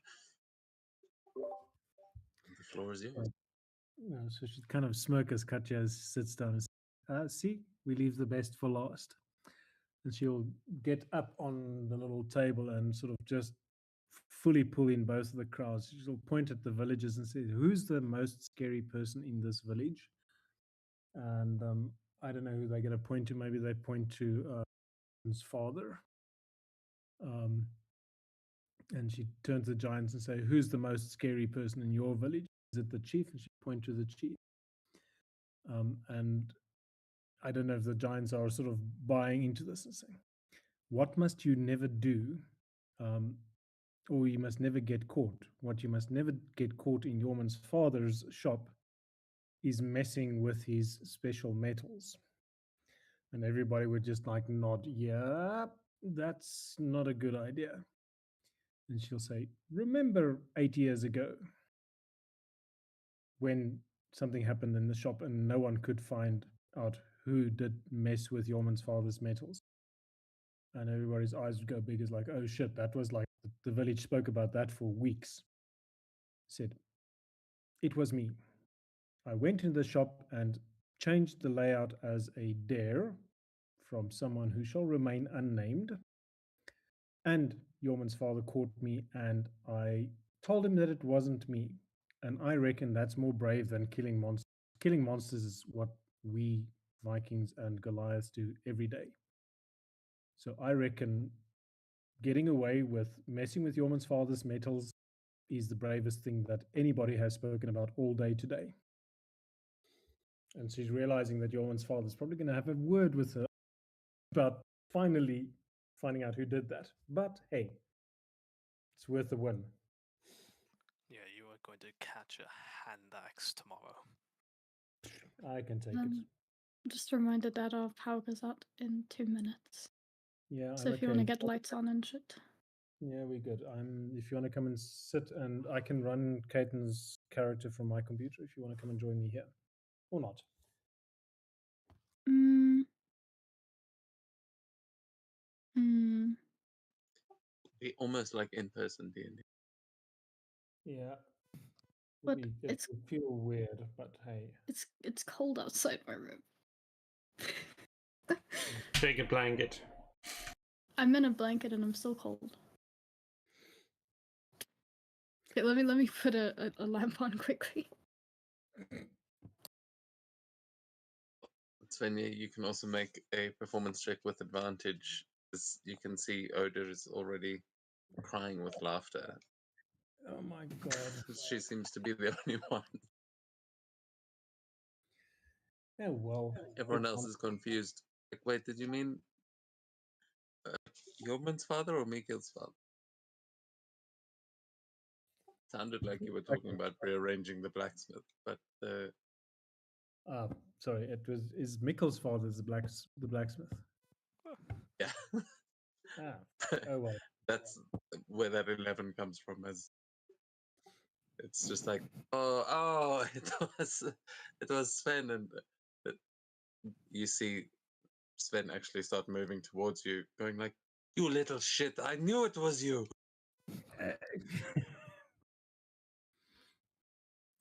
She'd sort of poke her tongue out at him and just do a sort of a vault off the table and dash away, parkouring out of his reach. Yeah, as we hear the Benny Hill soundtrack as Sven chases Svenja around the town for a little bit. Eventually.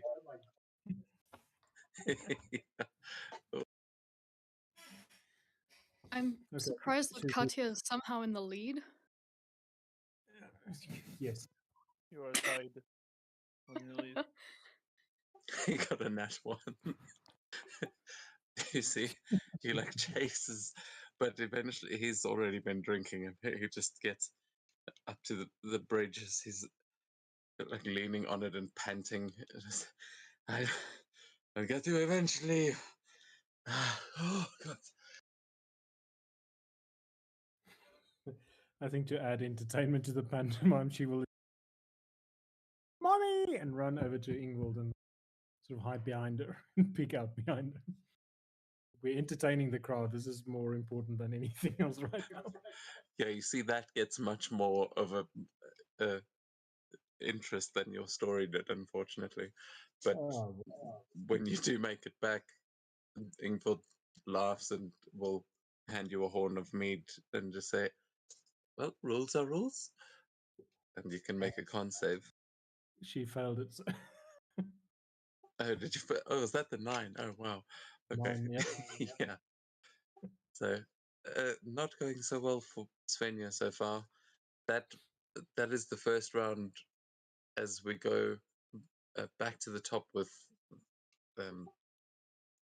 Carmilla, as we see how many stories you've got, but you managed to pass yours, so your next performance will be a normal one.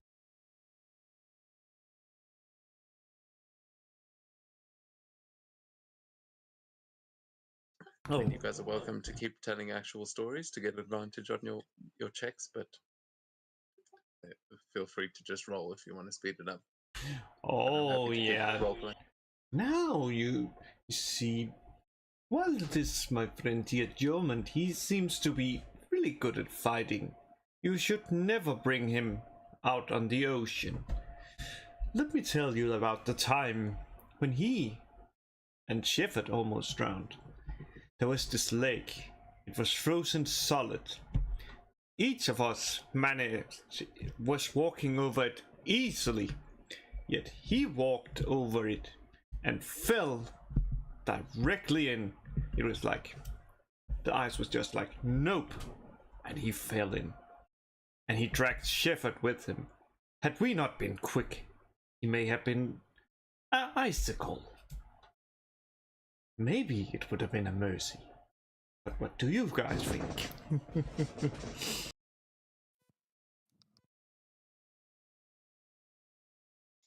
Yeah, another performance with advantage. So,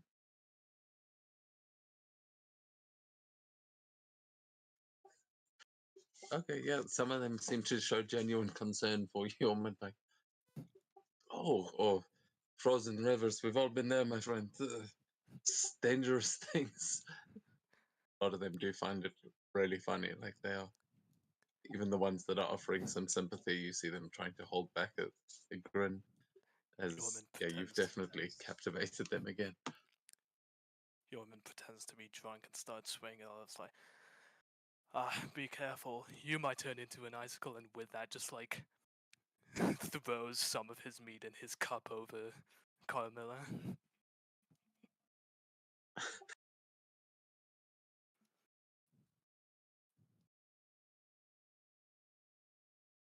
Do you want to give me a concept?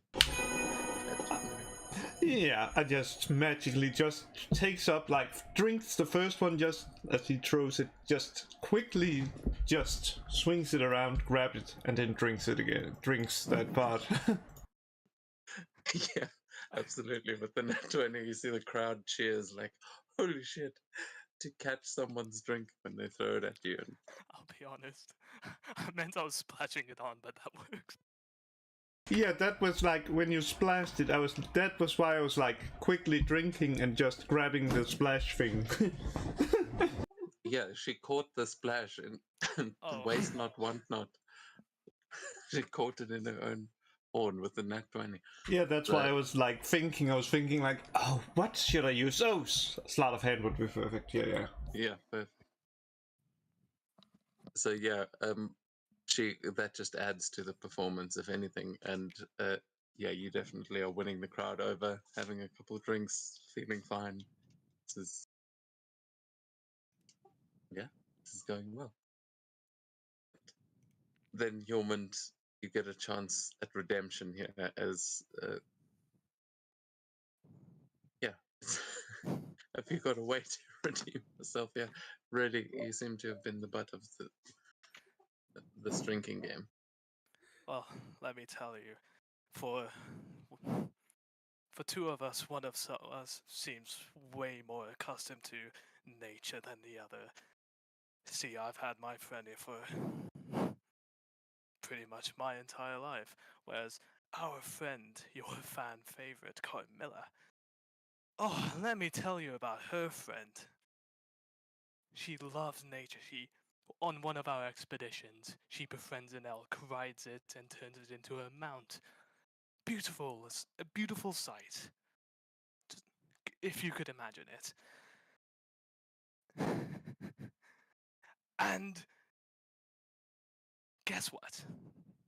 Immediately, in German getting one killed. slap, in one slap, our friend here gets bucked off.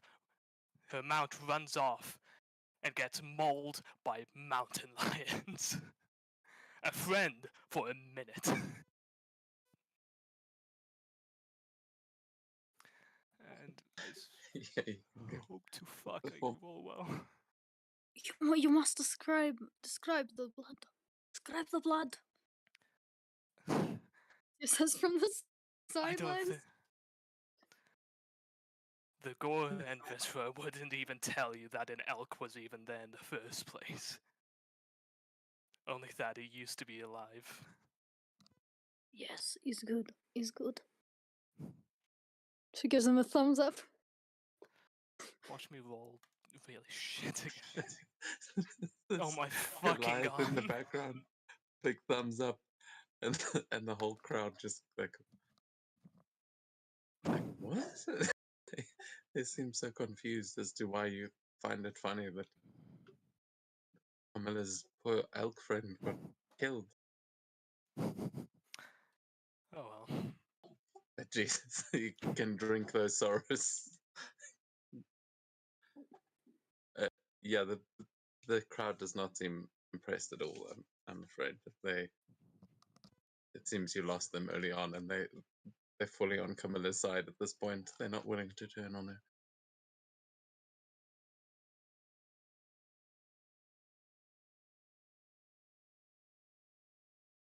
He's okay. They tough crowd.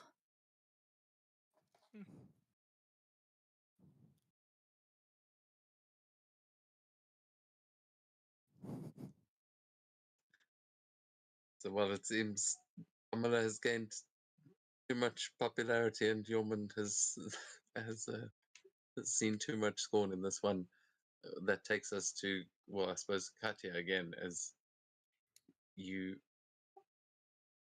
see that your new friend could use some backup.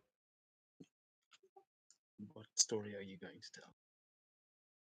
And remember, you will have disadvantage this time. I will say it'll cancel out advantage if you have an actual story, but you are feeling a little bit tipsy at this point.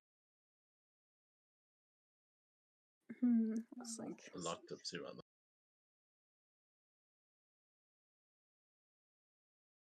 one time when we travel, as us Goliaths do, we go all over the world. It is very fun, yes. We came to a river, and now I was young, and us young'uns, we are in the back so that we don't slow down the rest. With Goliaths, if you don't keep up, you die. It's simple. Now, I was a teenager, yes, and I had to take care of little ones. They were still knee goblins. And one of them, when crossing the river, it was just too short. So I pick him up, and I take him across, and I put him down, and I am still his hero. And she points to some Goliath in the crowd that was that dude she took across. I love you, Katya. I love you too, Bjorn.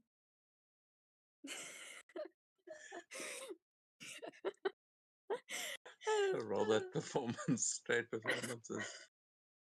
Okay, I'm just gonna roll Let's in see. D&D Beyond because Forge kind of drains my battery. That's cool. That is a whopping 4. Yeah, everyone's like, this is clearly a thing between those two. He's the only one. He's like, oh, you're my hero. And you're just having a crying, like, drunken, I love you. Like, you're the best. Take my Oh breath no, Bjorn, away. you're the best. You can be my hero. Yeah, they're singing karaoke in the background as everyone else is just like, okay. Svenja, hey! Okay, that's a 17 on the con save. Yeah, that's I all right. think- Doing a bit better on that one at this point, but I feel like you've gotten distracted from the game. You're now hanging out with Bjorn. So Sonia's going to go for a flighting, insulty kind of thing, and I think she will pick her competitive bard whose name is like escapes me right now. The other dude who's Cobram. reflecting the crowd.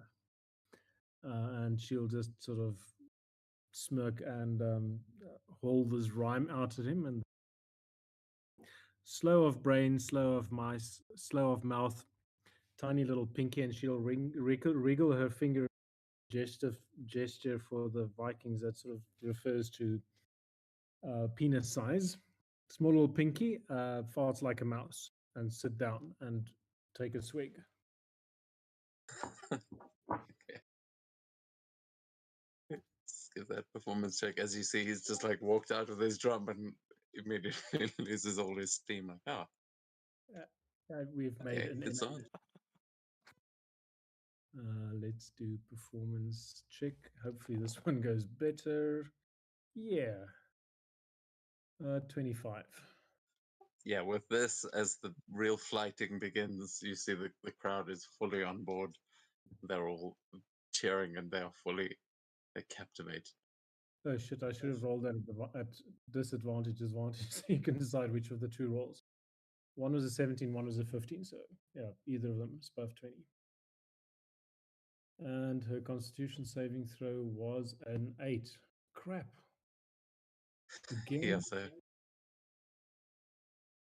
booze does start to set in, but at that point, a few stories have been told here. And do you guys want to go another round, or shall we tally up the points?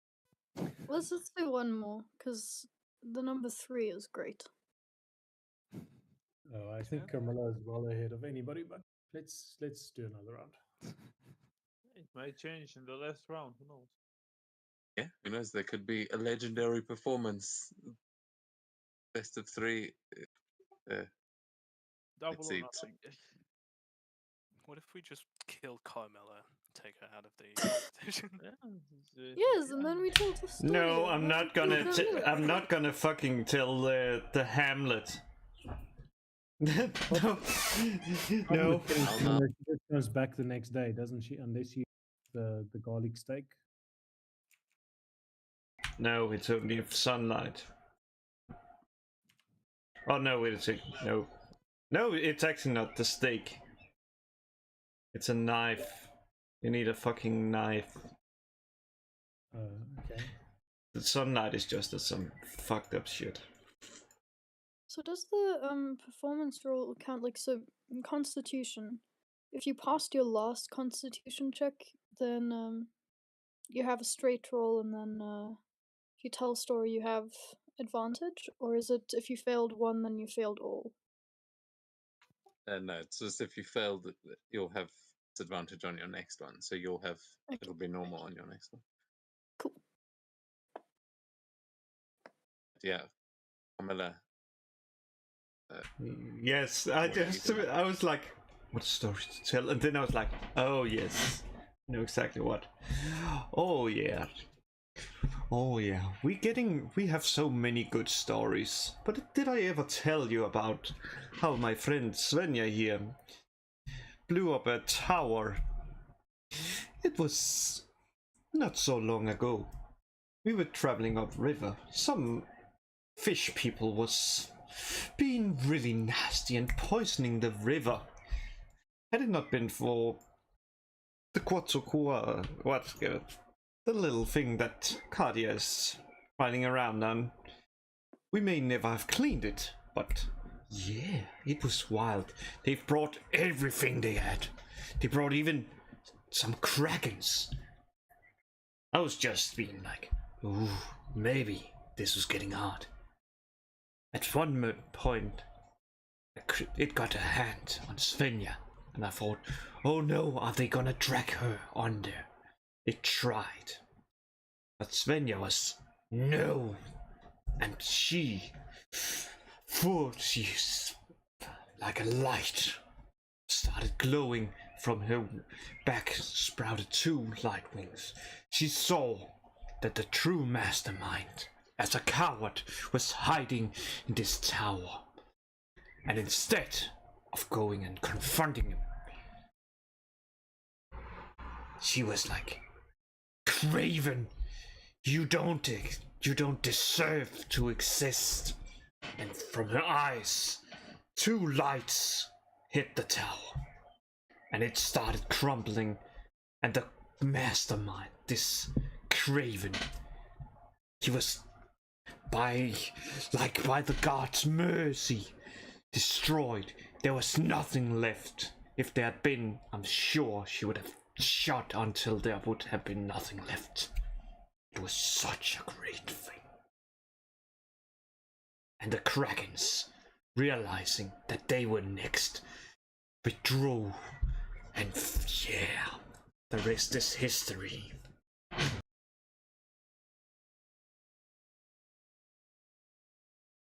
Yeah, roll that check.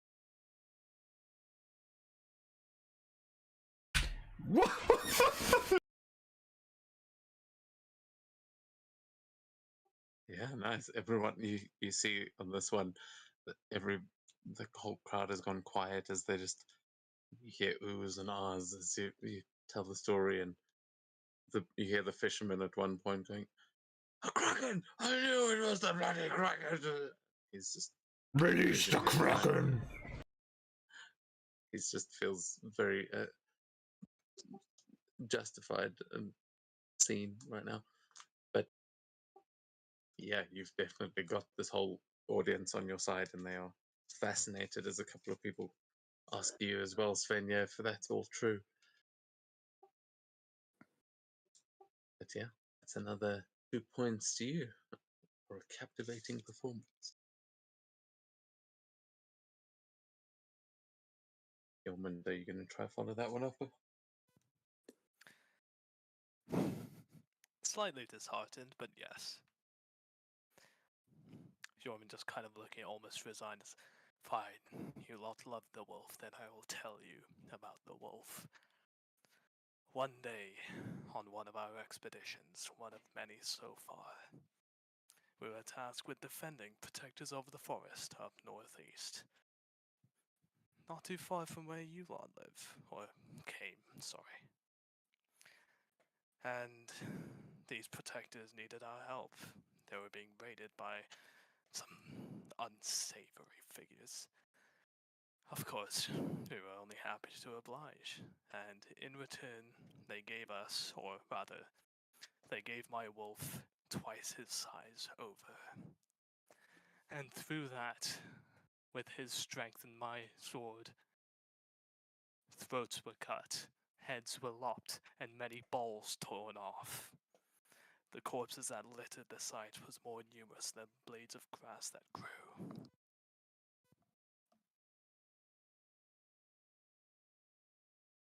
Katya gives a big thumbs up. Yes, this kind of story that the Goliaths want. Apparently Goliaths love balls.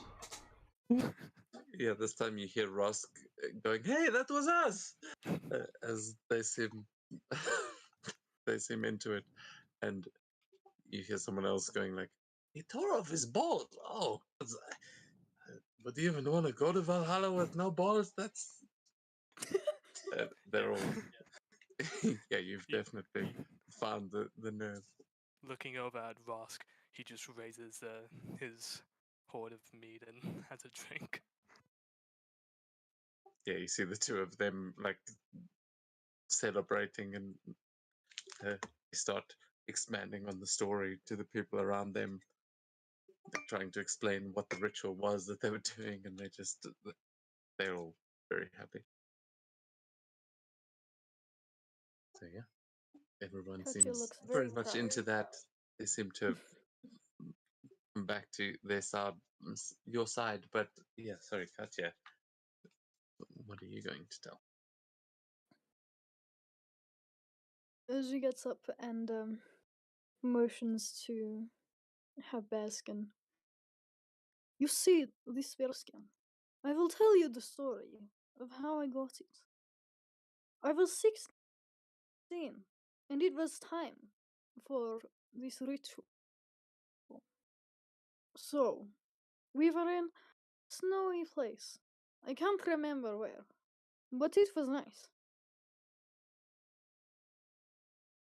We wait until dusk, and we hunt this bear. We follow it for a long way. And then, as it was unaware, Katya pounced on it with big axe. And with one big chop, eventually, it is dead. And then we harvest. And that is how Katya gets lovely coat. Is nice. You can roll that check. Do you like how she said that it was one big chop and eventually it died, meaning that she chopped it and then it took a while. Look, you said that bears are pretty hard to kill, actually. Yeah. So like, No, I do picture that you like embedded the axe and then it ran off with you attached to it. This just took a while. Did I yeah, ever she A just lot left of that part punching out. and wrestling. Like a headless. have I ever told you the story And there about Immortal was blood Joe? everywhere. Sorry. Man, like that was like last Thursday. There was like one orc. He had like that relentless rage, and I think he was brought down 7 times before he died. They was just like, what the fuck? He just kept succeeding his saves every time. Okay, that's a 17. Okay, nice. Yeah, all the Goliaths again. They'll all be very into this story, as some of them validated as well, remembering it to be true. And you can see that a lot of the other, like the people of Brodovik, they all had questions about the white bear fur that you wear. They're used to seeing berserkers, but not with polar bear fur. And yeah, everyone seems very impressed by this one, as you have captivated them all. It seems that the dice gods cannot let me pass 2 checks because, firstly, passed the performance, failed the con. Secondly, failed the performance, passed the con. And now I got 2 for con again. So that's sorry, Phil. Yeah, balances out. But yeah, at this point, I mean, this will be the last round anyway. So you're enjoying yourself here as we can go on to Svenja, as everyone's still discussing the polar bear encounter.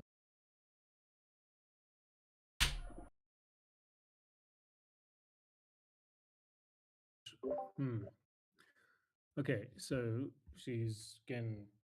So she's standing on the table, looking slightly wobbly right now, and would haul out her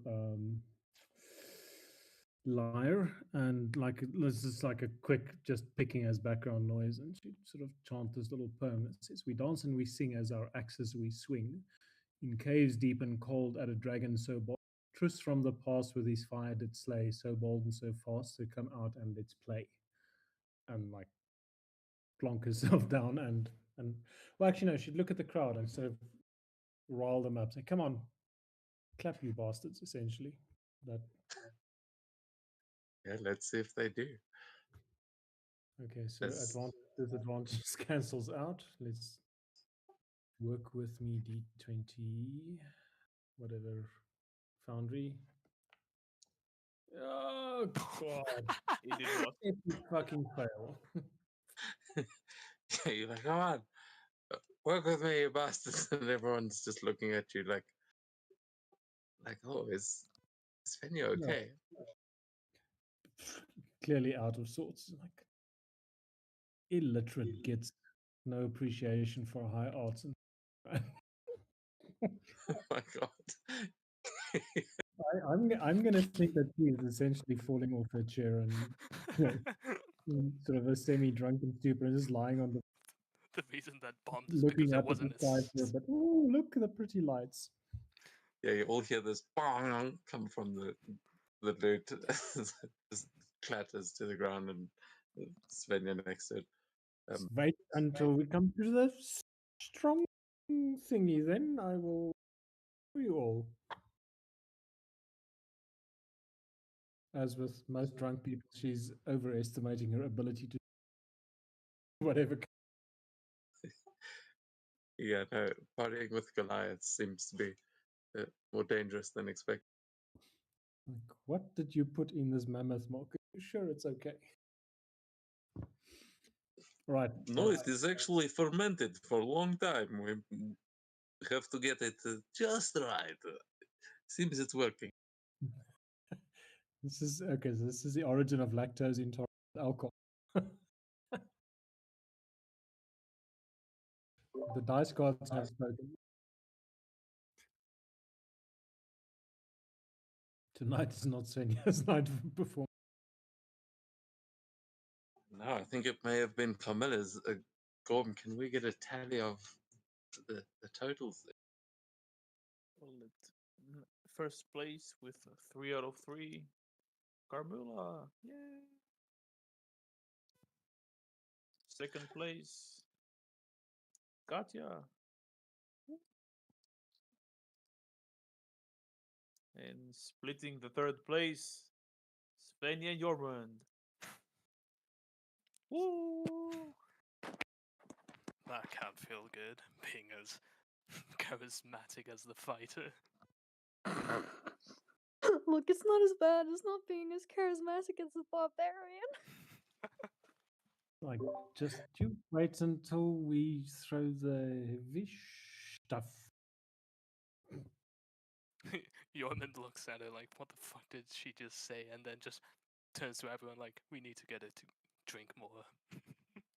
I agree. She never drinks enough. I tried to get her drunk last time, but she just didn't want to. It was very sad. This is why this one is my favorite. She drinks lots.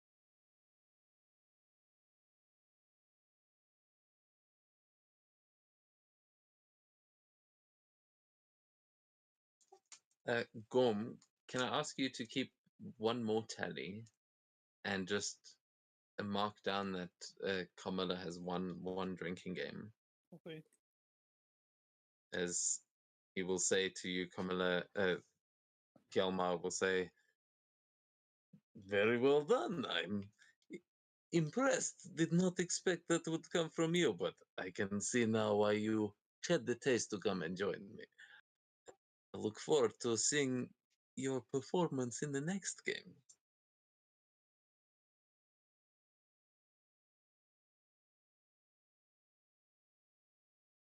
Yeah. And I will perform as well, or I will concede victory to the others. Not good to take all the victory.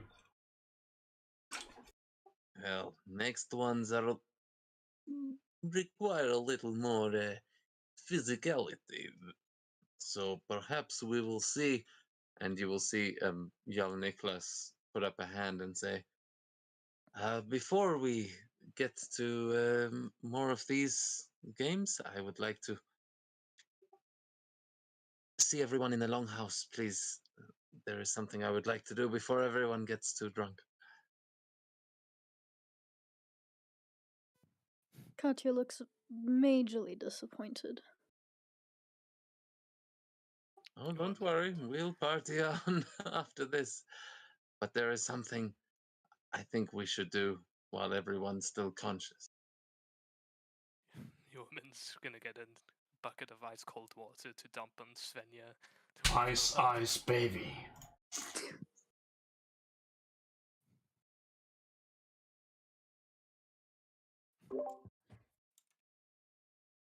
And so she was like, I'm not drunk. I'm okay. I'm okay.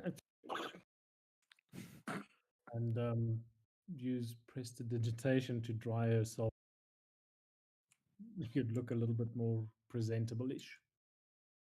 See? You're fine. I knew you had that. Spoiler, Jormund had no fucking idea.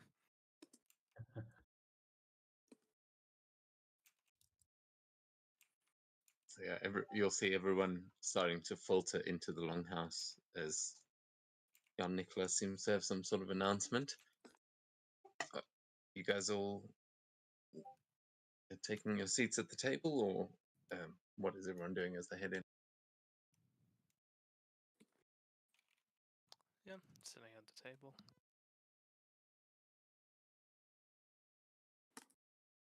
Table. Yeah.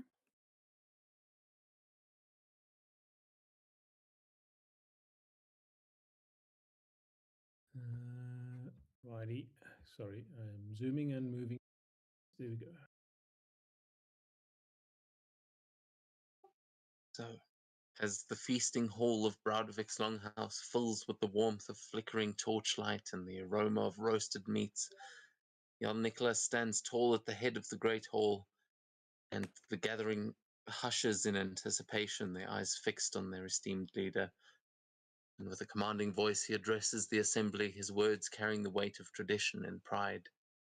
As he says, "Scouts and warriors of Broudvik, today we gather not only to celebrate our victories, but also to honor our young heroes and welcome our esteemed guests.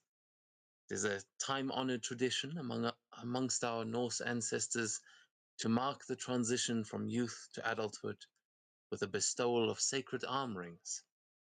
These rings symbolize strength, loyalty, and the forging of unbreakable bonds."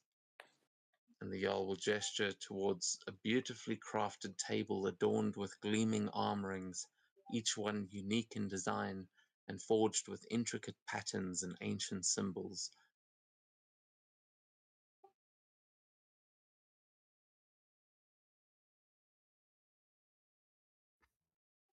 He'll continue invoking the spirit of the Norse traditions. "In the days of our forefathers, these arm rings were awarded to those who had proven themselves in battle, shown unwavering loyalty, and demonstrated their commitment to the tribe. Today, we recognize the valor and character of our own young heroes and our esteemed guests from the Nor tribe."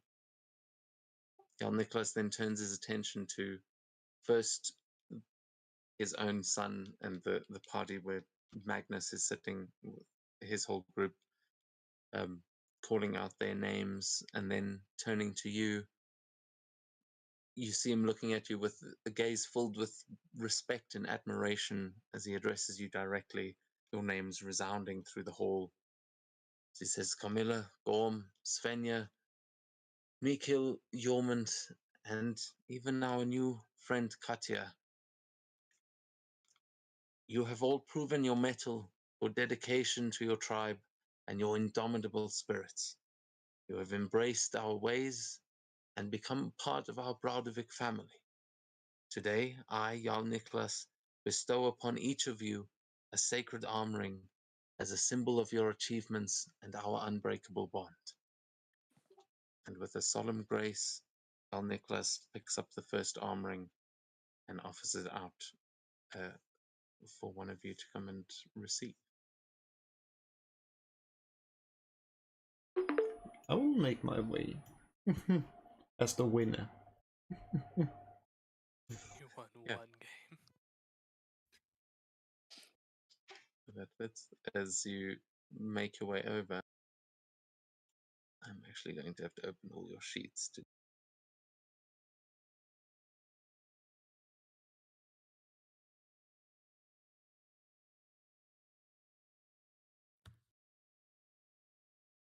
Yeah, as you make your way and give him your outstretched arm, he will place a ring upon it, and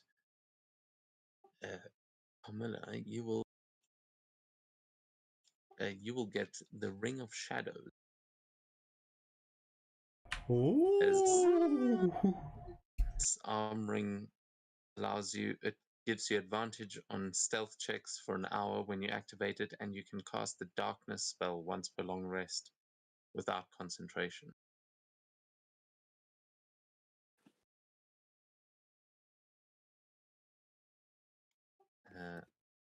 Yeah, yeah, I have added it to your sheet, I think.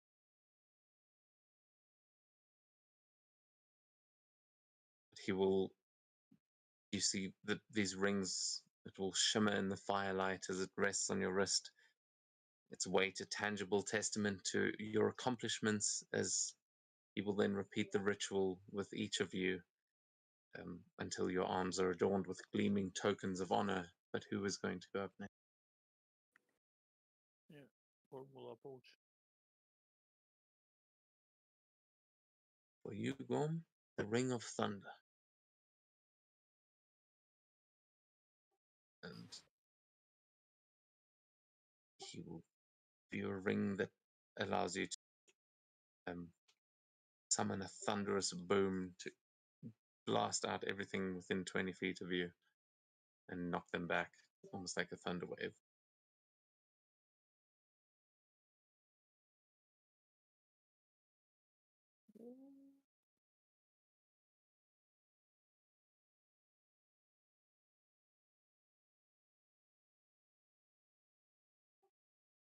Who is following after Gorm?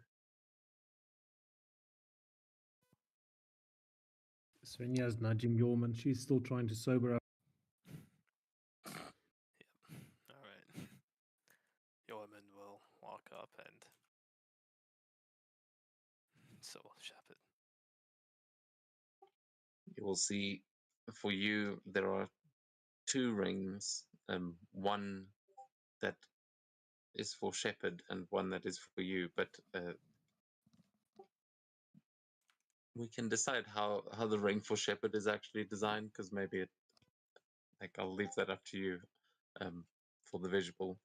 But he is going to give you the Ring of the Beastmaster, which is actually going to increase Shepherd's stats Nice. and give him a boost.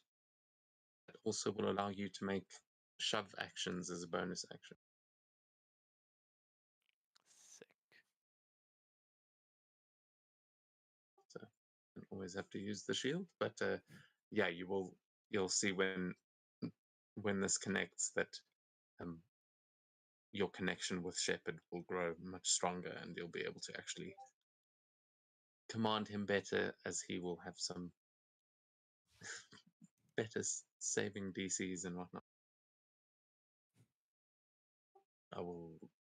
I'll get to that. I'll fix that in his stats, but your arm ring is boosting him significantly. Yay. My boy. Is Katya also supposed to get a ring? Yeah, they do seem to be offering you a ring, Katya. It seems like possibly as part of this new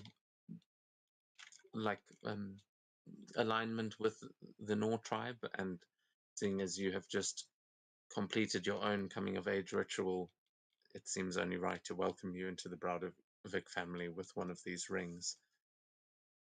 Oh, that's nice. Also, our pal just came back an hour and 20 minutes early. Kind of weird. Don't trust it. Yeah, no. It's gonna disappear. She will go up and say, hello. Hi. She's a bit awkward and nervous. She doesn't really know what's going on. She's just there, like, yeah, she doesn't know the traditions, so she doesn't know what these things are. So can Yes, so Svenja he will. give like a very short coming of age in Giant? Just say it's like a coming of age. It's a sign that you're an adult in our tribe as well. As she sort of walks up. She'll thank her. So Jarl Nicholas will smile at you and say, "Don't worry, I know this is probably overwhelming, and we just want to welcome you to our family here in Browdervik. We hope that you will continue to do great things, and see you are already a talented hunter. We can always use talented raiders as well."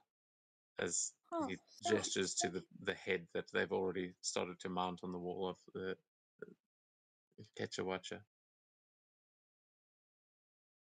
Unless you've still got that on you. But yeah, he seems to be welcoming you to stay here in Browdervik and be one of its raiders, which this arm ring will signify that you are part of this tribe. Okay. You will also notice that your chieftain will be standing in the doorway. They'll be standing watching this as well, and give a nod to Yol Nicholas as you receive this. It seems this is you're kind of being traded a little bit. Like you are being given the Ring of Unity, which sort of explains it. Oh, nice. But this ring will allow you to, once per long rest, unleash a mighty shout that will instill courage and unity among your allies. And all friendly creatures within 30 feet of you will gain temporary hit points equal to your barbarian level plus your con modifier. And those will last for a minute. So, and you can also make the shove action as a bonus action. Oh, nice. But yeah, you can let out a roar to inspire your friends and make them a bit tougher in the moment. So. Awesome. Okay, so Svenja has surreptitiously been trying to call. That was the stealth check that she got a 9 on.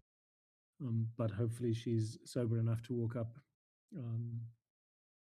to the yawl, and I think I'm the last one left. Yep. Yeah, I mean, Mikkel will also join there, but we will. He's obviously there. I mean, but of course. Out of curiosity, what ring does he get? He gets the Ring of the Hunt. Okay. Which gives him a little boost when he uses it, but we'll get to him when he is back. As yeah, you'll see they will be presenting one to you, Svenja, that looks. It is like silvery and looks cold to the touch, as it almost looks like it has that similar frost that you put onto the beast before coming off of it. Okay, nice. And you will get the Ring of Frost, which gives your attacks a chance to freeze your enemies, and when you score a crit, they need to make a con save or be restrained by ice for a round. Excellent. It's actually kind of similar to that spell you cast earlier. I didn't even realize you had that, but I feel like it's fitting. Yes, she does seem to be drifting towards the ice gianty magicy things, isn't it? Isn't Loki an ice giant? No, he's Yeah. not. No, you confuse it with the what's it called? Marvel. Well, in Marvel, yeah. He is a giant. Thor's the half giant. No, it's it's Loki that is that in the Marvel one where he's taken in as a offer of peace. Yeah, but I mean, Thor is also he's half giant in actual. Oh yeah.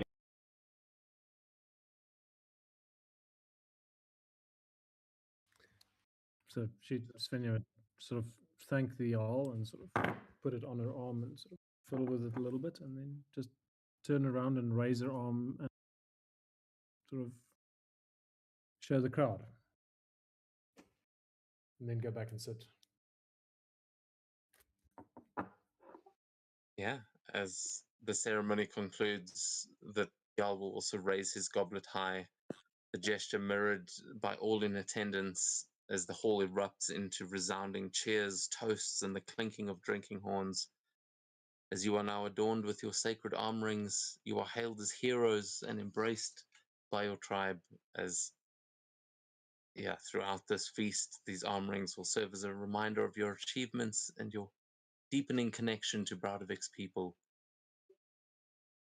This ceremony does represent your transition into adulthood and your commitment to the tribe, as well as your place within the ancient tapestry of Braudevik's history, as these you will carry with you on all of your expeditions to come. And a couple of people will come up to you as the night goes on and just congratulate you and wish you luck on the raids that are to come in the following summer, as it is expected now that you have gotten your arm rings that you will be the next raiding parties to go out and fight for Browdovik. After this, things will go back to everyone will be feasting and celebrating, and there is more opportunity for drinking games if you want to go back outside and play those. Yeah, it's up to you guys what you want to do. You have successfully become Vikings of Browdovik.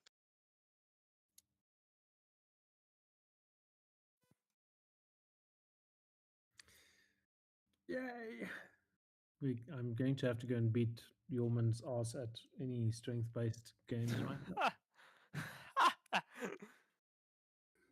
Alright, let's do it. I think the real contestants for the strength games are Katya and Yeoman's, not gonna lie. And Yeah. then look at 2 nat ones. Yeah. Which means your arms falls off. Clearly. So I mean, I think by the original score, suspicion actually scored better than Svenja. She got. And Jormund and Katja snuggles off in the middle of the night. They were never seen again. No, we're just The outside, end. waiting for y'all to come join us in drinking games.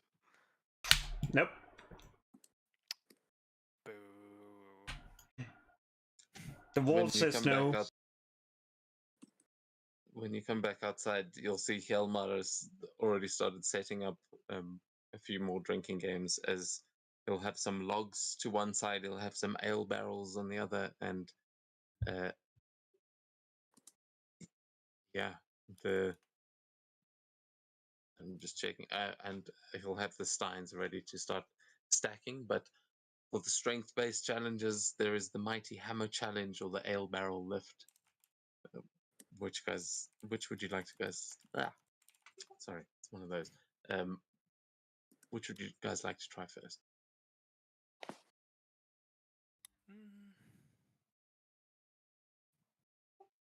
Hammer? Yes. Okay. Stop. It's hammer time. The Mighty Hammer Challenge. Each player will take turns attempting to strike a large wooden log with a heavy hammer, aiming to send it flying as the furthest distance. So the player who smacks it the furthest will win the round. But this will be strength checks, and yeah, you can add any relevant strength modifiers to these checks. So it depends how you want to do it, but basically athletics is your main one. Nope. But if you've got something that helps you on hitting or stuff like that, like actually swinging a hammer, you can include those. Katya's almost out of rage. Yeah. Well, And I'll say you've had a short rest around here. You guys aren't, you're just partying. It's not. nice.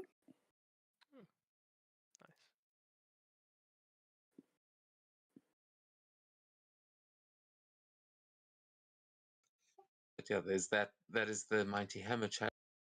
And then the ale barrel lift is about holding a heavy ale barrel and keeping it up for as long as possible.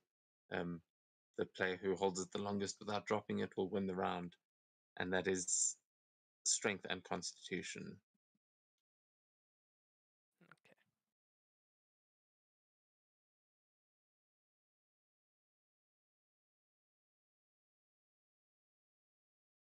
So are we going with the hammer challenge? Yes. Yep. Yes. Okay. Oh Well God, then. I've got the wrong spells memorized for the. Oh well.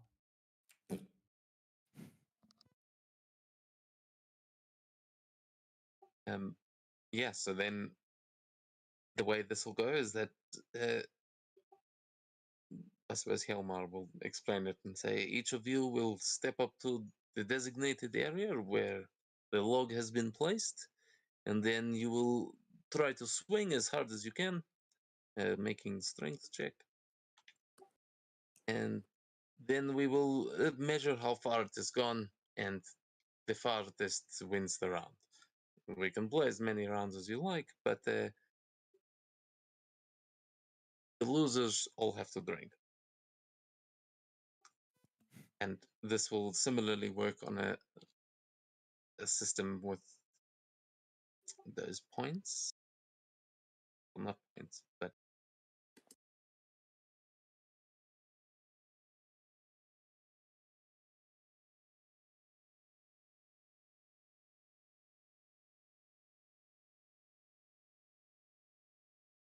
Gorm, are you in on this one? Yeah. Katya will let everyone else go first. You know, like Svenja being like, oh, I'll let everyone else. Yeah.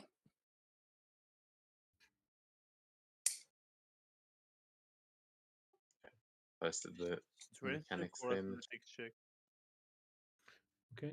It's a strength check with any relevant modifiers that you want. So yeah, athletics is probably the main one, but I don't know, unless you've got other strength related abilities. I got a better one for myself. As I close my eyes and listen to like while just taps into the vampiric nature to enhance my ability.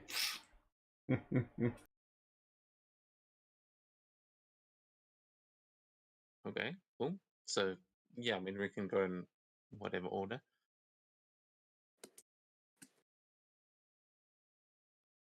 Who's going to go first?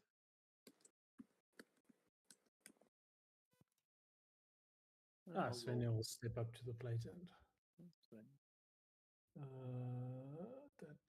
athletics. Where is that?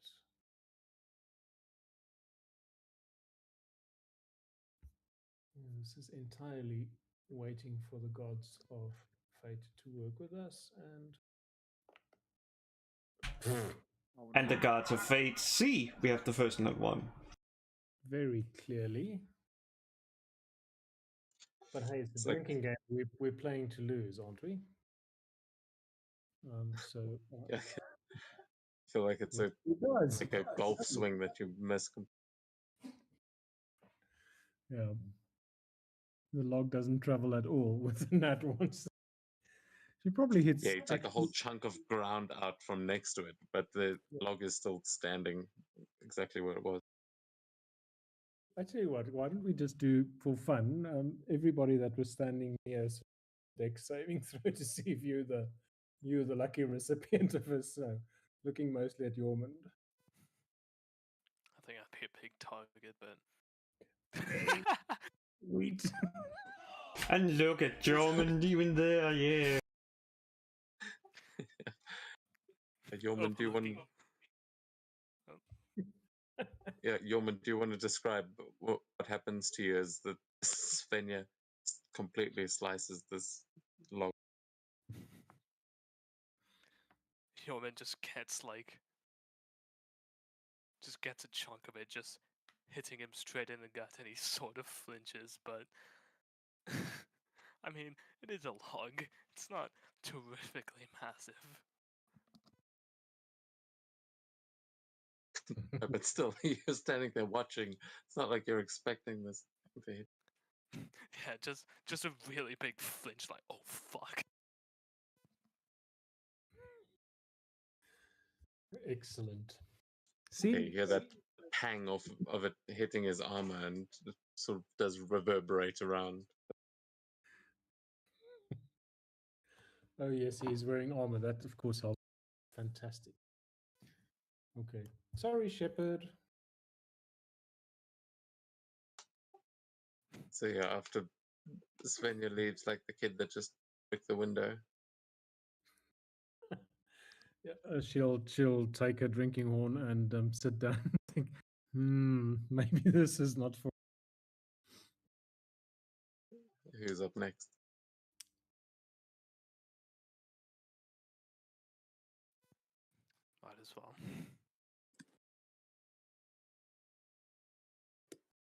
Svenja is taking a safe distance.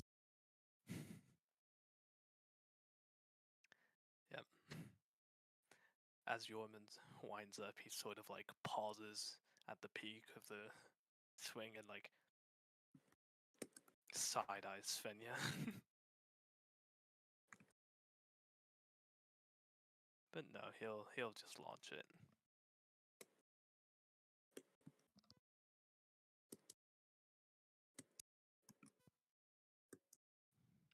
He'll launch it as intended. 20.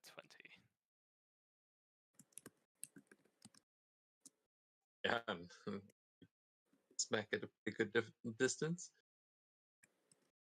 It's a clean strike there, as you say, just as intended.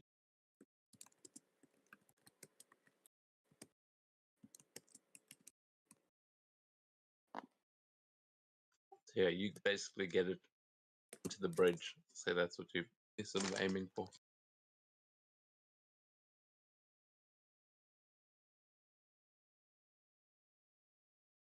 Nice. Yeah, not bad, not bad. Katya, why don't you show these guys what the real giant strength looks like? Or are you waiting for your friends to show up first? Yes, it would just be too intimidating if I were to go first. Okay, I so ha- which one of you puny two are going to try next? Huh?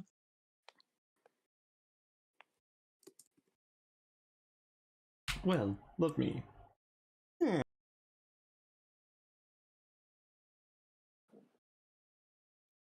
She can tell stories, but can she swing a hammer?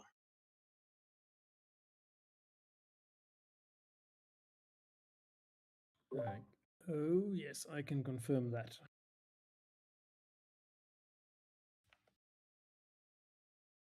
And look there! Man, like, what is it? I'm like, all it's laying like there. But, oh yeah. Wait, isn't that better than John? It is! It's not better, but It is the dice, the core dice. Well, oh yeah, but the modifier does come into play, so it does land a little bit behind Yeoman's, but both of them on the bridge as Hjalmar nods, being impressed. Okay, okay. I guess I'll give it a shot. I'll approach the stand.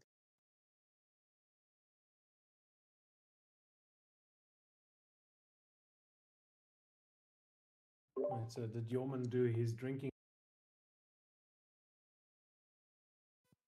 I thought we drank at the end and whoever loses.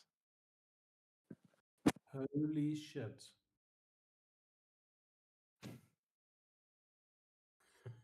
The crowd goes wild. Our shipbuilder has hit it into the next town. What did you roll? 28. 28. Oh fuck.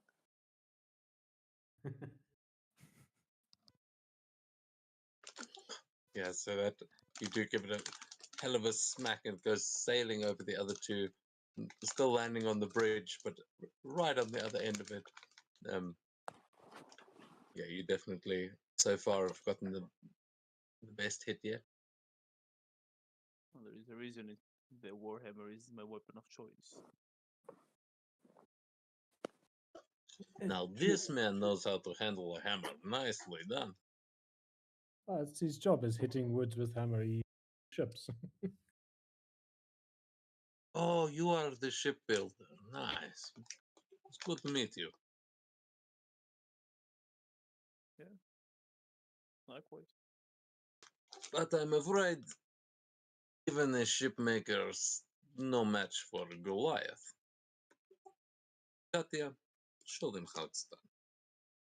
Okay, she's gonna rage. I'm gonna need like a 19 or 20 for this. Fuck! 20. Wait, no. 27 plus 2. 29. The +2 is not added the damage. It's to the damage, not to the checks. No. Oh, advantage on strength checks and saving throws. Oh fuck. That's 2 melee damage. I have advantage. Let me try again. If I get lucky. Okay, that's a nat 20 for 28. I kid you not. Let me screenshot this. There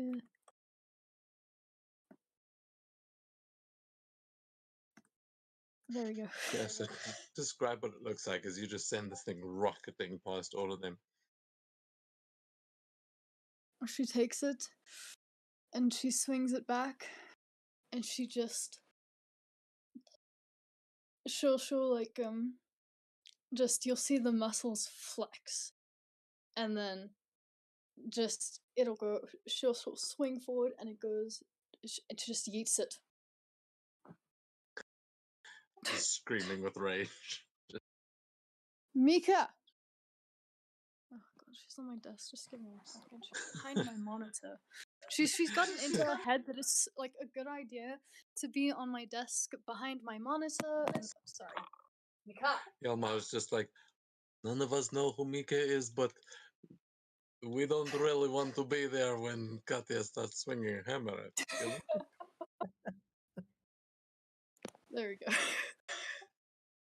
Yeah, Katya, you have won that one, not by that much, but with the nat 20, just sailing over the others. Woo. Right, that means the rest of your drink. Nicely done, Katya. I knew you wouldn't let us down. She looks very proud of herself. Oh, Yeah. I was like, okay, I got a 19. There's no way I'll get a 20. I'm gonna get like a 3. And then, yes. The dice gods were like, yes. Oh my god. When you're like dead so by happy this point. we're not in combat tonight. I don't think I've passed one drinking constitution. Has Svenja rolled above a 10 tonight? She has, Okay. It's not I on think.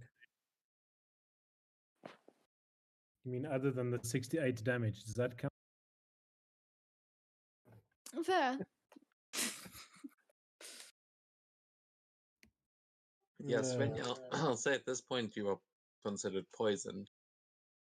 You are just drunk. Yeah, you will have the poisoned effect because you failed 3, right?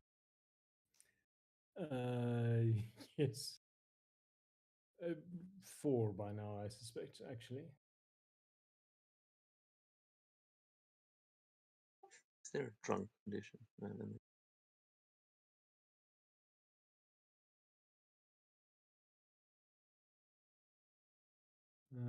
Poisoned. Yeah, after the whole Valkyrie taking over earlier, your body is definitely not ready for large amounts of alcohol, and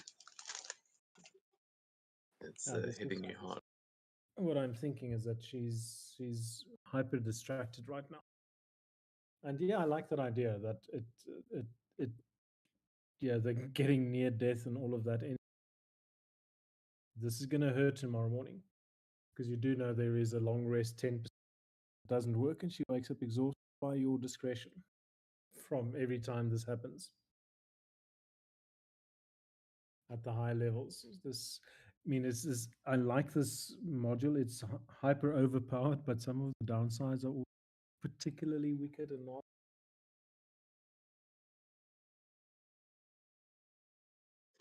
Yeah, no, they've got their they've got their pros and cons for sure. But with that, and Katya having won that, in the interest of time, we're not going to play multiple rounds, as there are lots of things to play. It's up to you guys. Do you want to continue trying these, or do some other stuff around the celebrate? That was the barrel. Let's. Yeah. I kind of want to get through, like, try all the drinking games. Let's that do one came round out. of each of them, I think. I like that Yeah. idea. Let's see then. We'll try and go through them a bit quicker then. So then up next you'll see the ale barrel lift. As you'll see, there are several barrels of ale lined up in the center of the area, each filled to a different level of capacity. And the idea is to hold them as long as possible without dropping them. So first you will roll a strength check to determine your raw strength and see how well you can lift and hold the barrel. And then, also with whatever modifiers. And then a con save to see how long you can hold it. You take turns attempting to lift each barrel. They increase in weight. So for the first one, I'll just say we can all roll this at the same time, as you each take turns, but everyone can make their strength check with whatever modifiers you are adding to it. And describe to me what it looks like as you try and lift one of these barrels. Fucking god.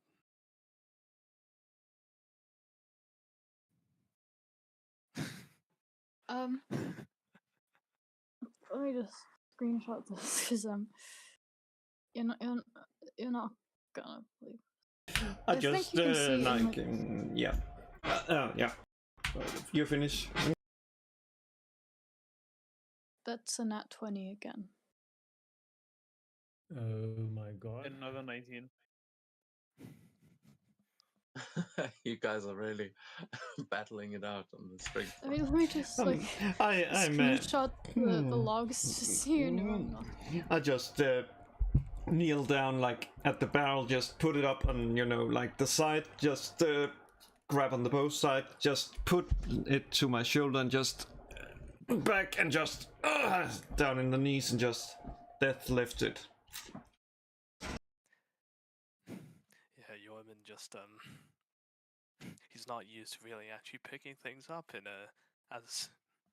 his large form, so he just kind of leans over, tries to pick it up, and just fumbles it.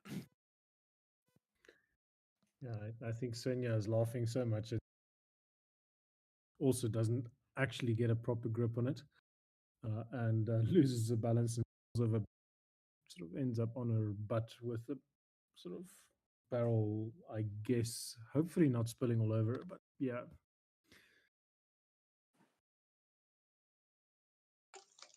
Yeah, so on a natural 20, Katya, you will be able to lift the biggest of these barrels,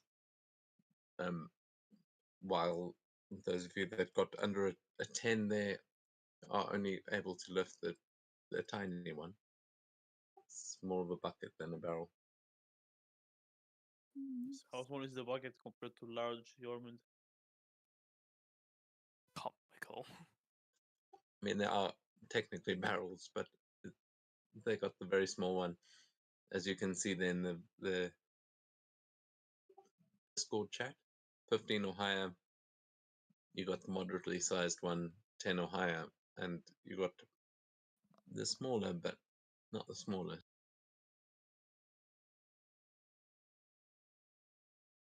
Conceives As now. you can then, sorry, Karen? Conceives now, I said. You fucking believe it. It's a con save, but that See, was an this- ability check, but ouch. So that was the dice rolls just confirming that Svenja's lost. That she slips and falls on her ass. Oh, can't say from Yeah. everyone. That's a 25. The dice gods want Katya to succeed at Nat 20.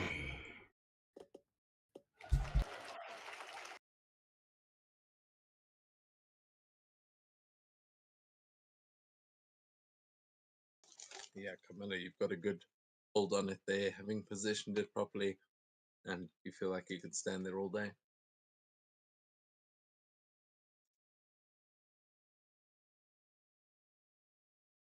There must be something in this drinking rack.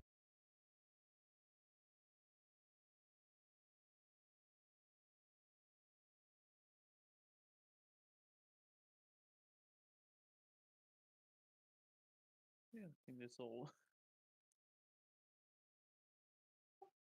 Yeah, sorry, I'm trying to work out how this works. But yeah, so I think then, Katya, what did you roll there? 25. Okay, yeah. So Katya is going to win that one, but Camilla, you are definitely you're holding it for an impressive amount of time. As yeah, unfortunately, it comes down to the fact that Katya has got the bigger barrel, and is the both of you are just standing there holding these things. Neither of you are really willing to drop them by the time the rest of their arms have given out and they've had to drop their barrels.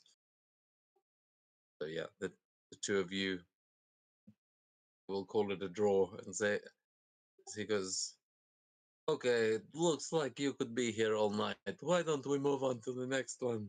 You two are both very strong. Interesting though. You're much smaller than Katya. Impressive you can keep up. I like that Jorman said that the strength thing would be like him and Katya. Well, it's fine. It's true for Katya. You can still be torn apart, don't worry. Man, I just enhanced another ability. There's a horse-sized wolf right next to you if you hadn't noticed too. So wait, you're the athlete that's using steroids. That's what you're saying. Makes sense. You know what's funny? I completely overlooked to give Jormund proficiency in athletics when I made him. I chose not to. It's not a rogue who basically can be proficient in everything at level 1. Yeah, no, What's the next game? Yulman's gonna have to work that one out. I do feel like it makes sense that like he's been too lazy to actually go run. No, I don't need to. He's good at fighting, but stamina and like actual strength. Yeah, technique matters more than the brute strength. So Katya may be disproving that one. But at this point, he will say, well, you guys can stand there all day, but we've got more drinking to do. He'll hand out to everyone else drinks and then start setting up the steins. As you will see, he sets up this assortment of empty steins, and he says, this one is a little more for the nimble fingers, you know? The goal is to stack as many into a tower as big as you can without it collapsing, and the person who stacks the most wins. This one uses dexterity, so sleight of hand is probably your best bet, but any dex check, you can describe how you're doing it. And then a dex save. So it's a dex check to build the tower and a dex save to try and stop it from falling. Okay. Try.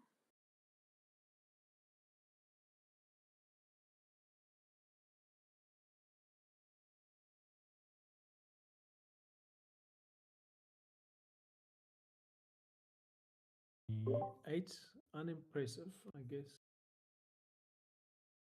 I'm going to send it.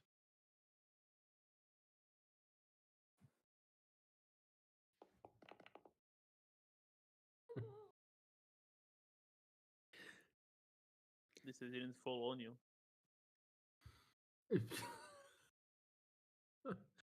Yeah. Hey, that's not the bad saving throw there. Player struggles to stack a significant number. Yeah, that's me. Katya got a 15. Let's do a dex save.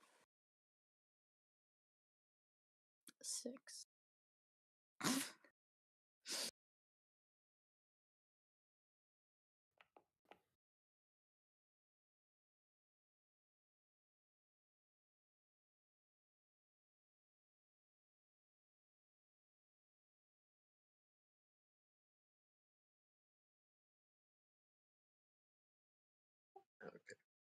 read anything in the chat anymore. What happened there?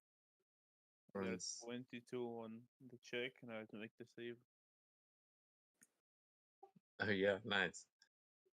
So you are building quite the tower there. Oh, wait, shit. That's Joe Shepard. That's, yeah. Ooh, that beats it. Damn, Yeoman. Right.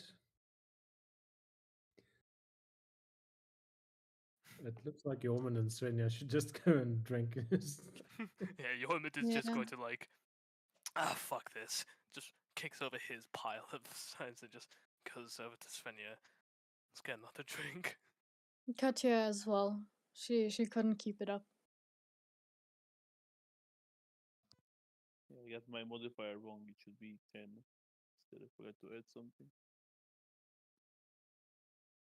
So barely succeed.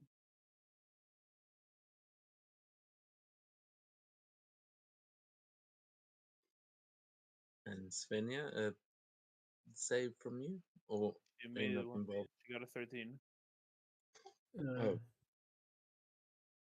So she got 2 or 3 on top of each other and sort of managed to stop him from falling over, but that's not that hard. yeah. So you get a small tower that you manage to keep stable for a while, but Camilla and Gorm managed to race to create quite a tall tower. Yormund also getting one decently tall, as the three of you seem to be competing.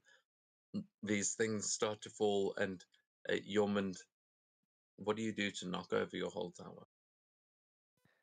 He just fumbles something at the top as he's stacking them, and it starts like playing a game of Jenga. You know how once it starts leaning and you see it leaning to the point of no return, just before it falls over by itself, he just fucking kicks it at the bottom, and it just goes everywhere and walks off.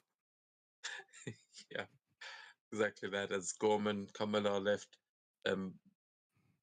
trying desperately to stop these massive towers from falling. I don't know, Katya, if you might be close in there with him, but at the end of the day, Gorm, your tower falls, and Camilla, yours falls just after.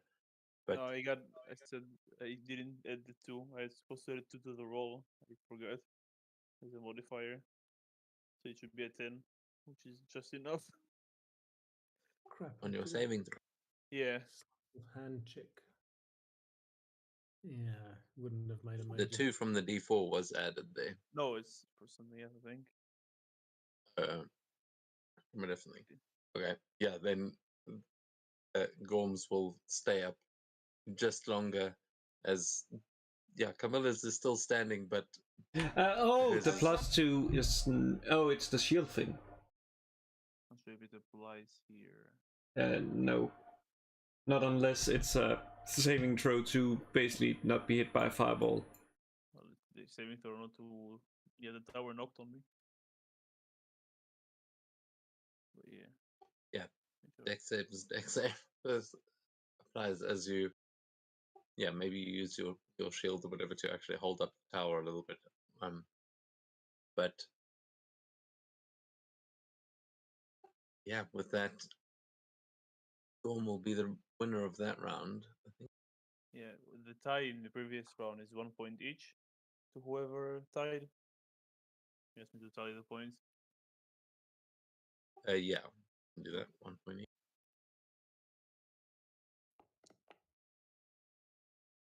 Oh my word! I think Svenja has failed so much drinking constitution thing that she's probably at this point in time passing out. Yeah, I would think.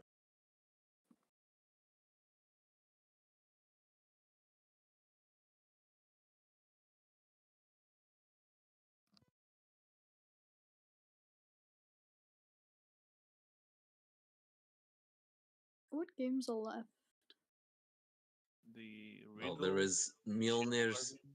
carving. Oh, sorry. Yeah, just saying the ones that remember the shield carving and the riddles. Okay. Yeah, there's a hammer toss, shield carving, riddles, and then the Skaldic showdown to really finish things off. The hammer toss is a pretty simple one. There's a miniature replica of Mjolnir that he's got here that, I mean, it looks quite comical. It is not all that well made, but there is a target board up above you, and you need to throw the hammer and try and hit the target. So that will be like a ranged attack, basically. And then you will notice that this hammer is enchanted, and you can actually direct its path slightly after releasing it. So you'll make a dex save to try and do that. Well, that's not going to end well for me. That sounds good.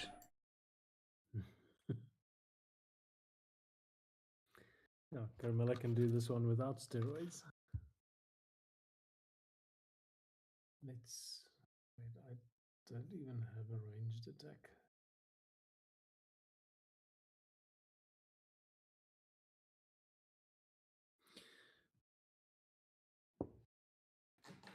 Okay, yeah, 7 failed saving throws on Svenya's out. There's no ways that she can still be capable of doing anything. Yeah, maybe she'll wake up for the Skaldic showdown, but right now, how is she passed out? Where do we see her? Down at the bottom of the well. Yeah, so I mean, were we standing around having the drinking horns in the last game, sitting down or something? Kind of, if she was standing and she took the horn and the drinking and stuff, as she sort of lifted up, her arm just kept on going up and over and backwards, and she just essentially just straight backwards fell on the ground with ale and stuff all over her, and next to her, she's there where she fell. Someone picks her up. Like, when she tilted her head backwards, she just wasn't able to keep her balance. Like, Yeah, you see a number of people in a similar state at this point in the party, but yes, when you're definitely not taking part in the hammer throwing competition. So, who is going to toss the first hammer? Well, let me cast it.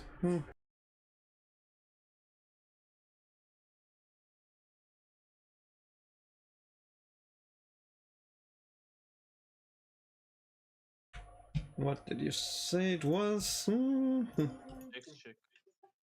Yeah, just like a ranged attack, so dex check.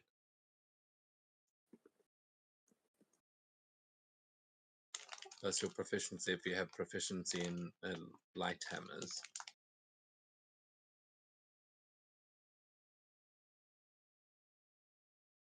I'm proficient in everything.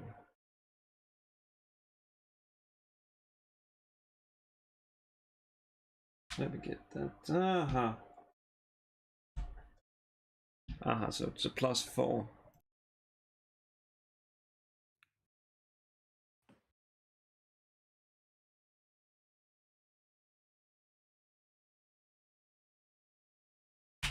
Bad hammer.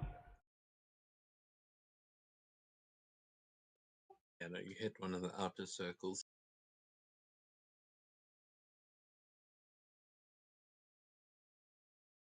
But you can make a dex save to see if you manage to pull it in. Oh. Okay, yeah, you see you throw that completely wide, but with this enchantment, you manage to curl it round and clip the side of the target, still making it a hit, but unfortunately not a great one. Enchantment?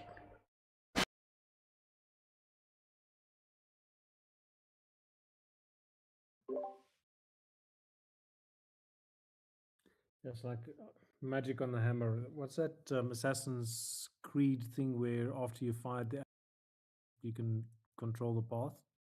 That sort of thing, right? Yeah. So, okay, so doesn't seem like the greatest throw, but Commodus definitely seemed to have some good control over it once it was airborne. With some practice, could probably do much better. But who's going to come up next? I'd say you're probably used to throwing axes rather than hammers. Is our proficiency bonus +2 or +3? It's a +3 at what's it called yeah, because we're level 5, but it depends on your proficiency in the light hammer. Yeah, I have them. It's a simple weapon. So, So hang on, you're martial. You haven't got all of the martial weapons. Fighter.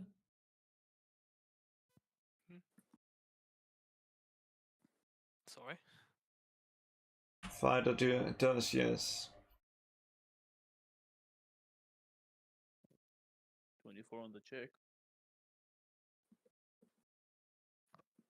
Oh, nice. So that's near the center. And the save.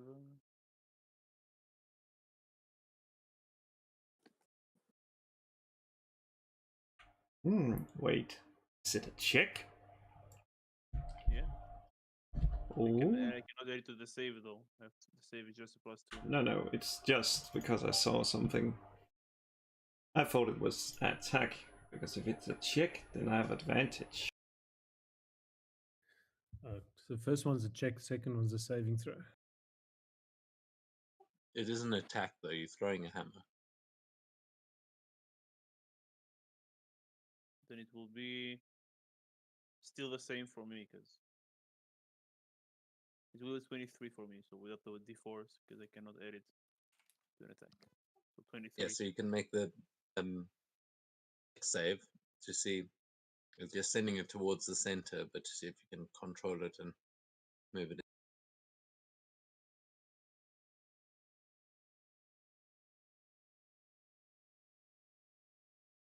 No, I cannot. Okay, so you actually veer it off course and it lands away from the center in the ring outside it. But it seems like you threw it off course.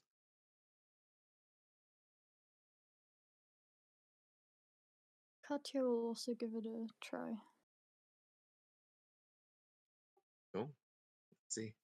Can't blame you for throwing it off course. I'm missing an eye. Yeah, exactly. Another nat 20. No way. I can. I mean, I believe your screenshots. I can't see the log, but holy shit. I am actually seeing the log in D&D. It's disgusting, but true. I believe you. I just, I'm amazed. 20 plus 8. Holy crap. Okay, so yeah, you she's definitely not know how gonna to throw try a hammer. Yeah, she's not gonna try and veer it or anything. She's just relying on natural skill. You do have, that's part of throwing this thing. You may pull it back accidentally. Once you throw it, you have to keep it steady. That's part of the challenge. So do give me that dex save. Okay. Because yeah, this hammer is not quite so simple. It's a 5. Okay, so you try not to control it and put your hand down, and the thing completely veers off. But because you had thrown it so straight, it does hit still the inner center ring, and you only throw it off at the last second, so it doesn't hit perfect bullseye, but right next to it. As Okay. had Gorm not veered his off as well, you would have tied with him, but instead you've gotten a good hit. Who else has not thrown yet? I'll give it a shot. Because currently Katya's the one to beat. Don't think I'll do particularly well, but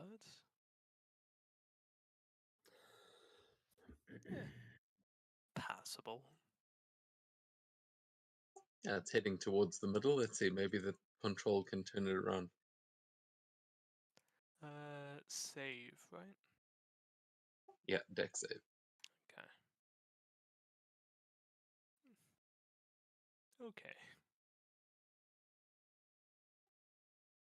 Yeah, so you've kind of got a hang of it. It goes pretty much where you're aiming, and you hit one of the sort of outer middle rings. Yeah, it's not bad. Pretty average throw, and with that, Katya is definitely taking it. Nice. So Katya has 3 points at this point. At which point, Hjalmar would say, "Well, that was a close one. Some of you probably just need a bit of practice with this thing. We try again another time." And he will roll out from behind the table a couple of wooden discs that look like they're just the tops of these barrels that they've been using, but one for each of you, as he'll lay out some carving tools, some small knives, chisels, even some like sturdy metal toothpicks, as there's some like sandpaper and some paints and markers, as it looks like things are about to get creative here. That sounds like wood cutting.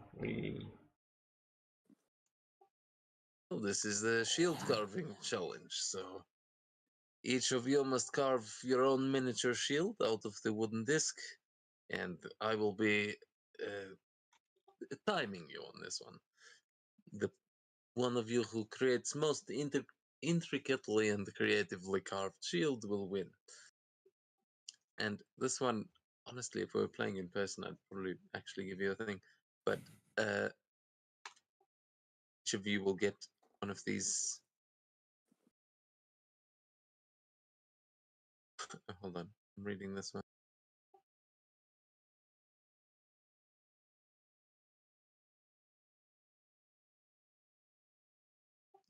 Okay. This one is literally would work much better in person. So I'm going to ask just for straight performance checks from everyone on this one. As you can use whatever. Yeah, just tell me what these shields are that you're trying to design. What do they look like? Do they have any specific designs? As this is definitely a far less involved process than you did at the Sears Tower. Yeah. Yoimend just kind of like goes over to the other side. Katya is and away from the rest, and like uses himself as a like cover, and just gives his piece to Shepard and just gets him to gnaw on it. And whatever comes at the end of it will be mine.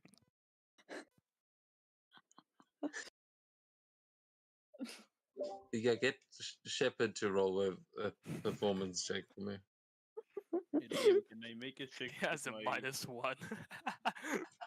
But watch him get that nat 20. And it's just... Oh, nearly. Almost.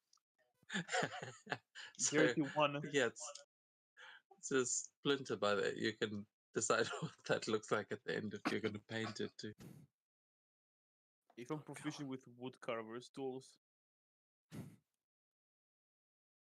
Oh yeah, you can definitely add that to your roll for the proficiency. Is interesting tactic this one. Oh, sorry. Delay. Sorry, that was my bad. Is interesting tactic giving to big dog. Just like I think it's cheating, but I don't give a fuck. I just want to drink. Ah, fair enough. Let's see. After we wrestle while we're still conscious, and then we drink till we're not. Does it sound good? Yeah. Good. Yeah, I got it all And wrong. Katya will. No, go ahead. Katya will try to carve a big axe into her shield. Try to do some spiky things around the edge, and then just essentially, like, there's an art technique that I use sometimes when you just take the paintbrush, you dip it in paint, and you flick it. So she's gonna do that to try and make blood stains. Yeah, I confused the woodworker tools and carpenter tools, so I'll just make my performance check now. Yeah, you can also make your check. I'll say you can make yours with advantage there, Katya and Gorm actually, because your because of your Well, tools. I need it. Okay, that's a dirty 20. It's a dirty 8. So yeah, Katya, yours is looking great, as you really like you see Katya having a full on like Dexter in the spatter lab, you know, just getting those perfect blood spatters of uh, like it is true artistry that's happening over there. Gorm, you managed to carve like a perfectly round shield. You know how to use the tools. You've sanded it perfectly, but it doesn't look all that interesting.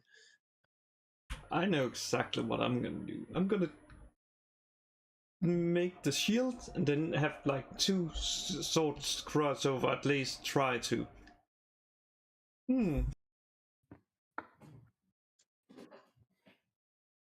Ah, it's a nice X you have, but kind of makes it look like a target, you know, someone going to stab you right there. He does not realize that it is two swords crossing. It just looks like you've painted an X onto the shield. Um,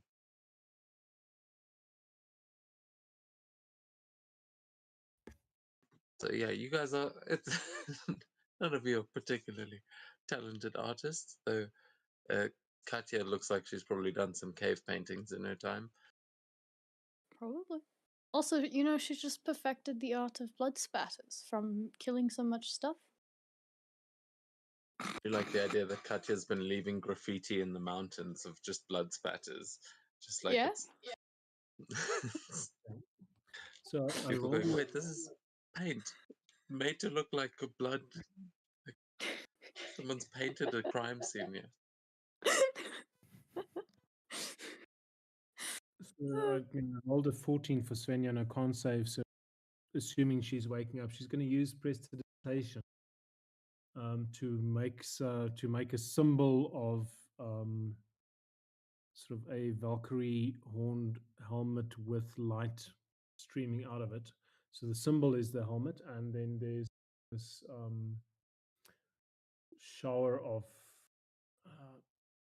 Yeah, hang on a second. Can I do that? No, I continuously, but the symbol plus then like this little flowery, sparky thingies that glimmers off it when you look at it. Yeah. Give us that performance also. You can also have advantage. Let's see if we finally get back into the game. Oh, we are talking 26. Wait. So half asleep, you just with prestidigitation make these beautiful designs.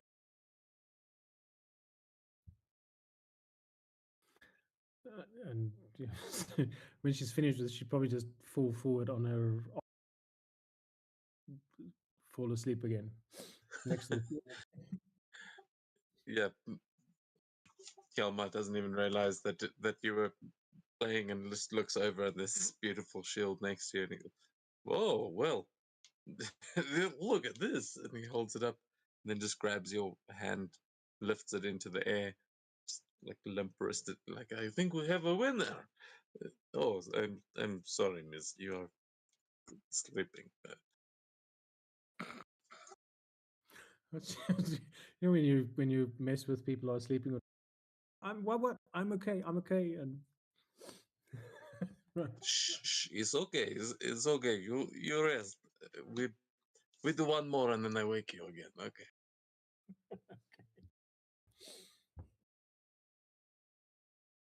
Oh, and this one, this is the riddles. I'm not so good at this one. And he's going to shout for one of the other. The answer is 32. It's 42. Here's a question. If you know the answer out of character, but you don't know the answer in character, I feel like your character probably wouldn't know it. Does that still like Try give clues to the other players then, like by stumbling into them. okay? That's part of the fun. With I feel like you have to do that with riddles, otherwise it's just a it's like just asking questions and answers. But this time you can actually just shout out the answers, guys. You don't have to carve it onto it. Noise.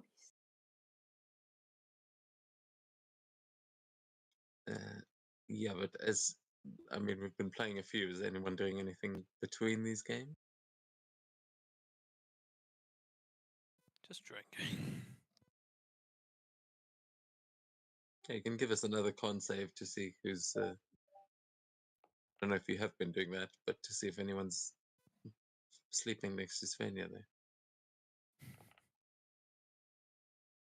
Oh. Oh, it's the first one I failed.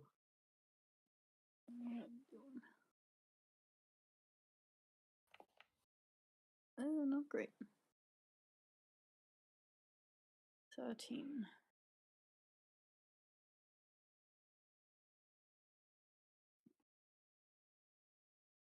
Yeah, well, I'll let you guys play into those as you like. I'm sure everyone understands what those con saves mean.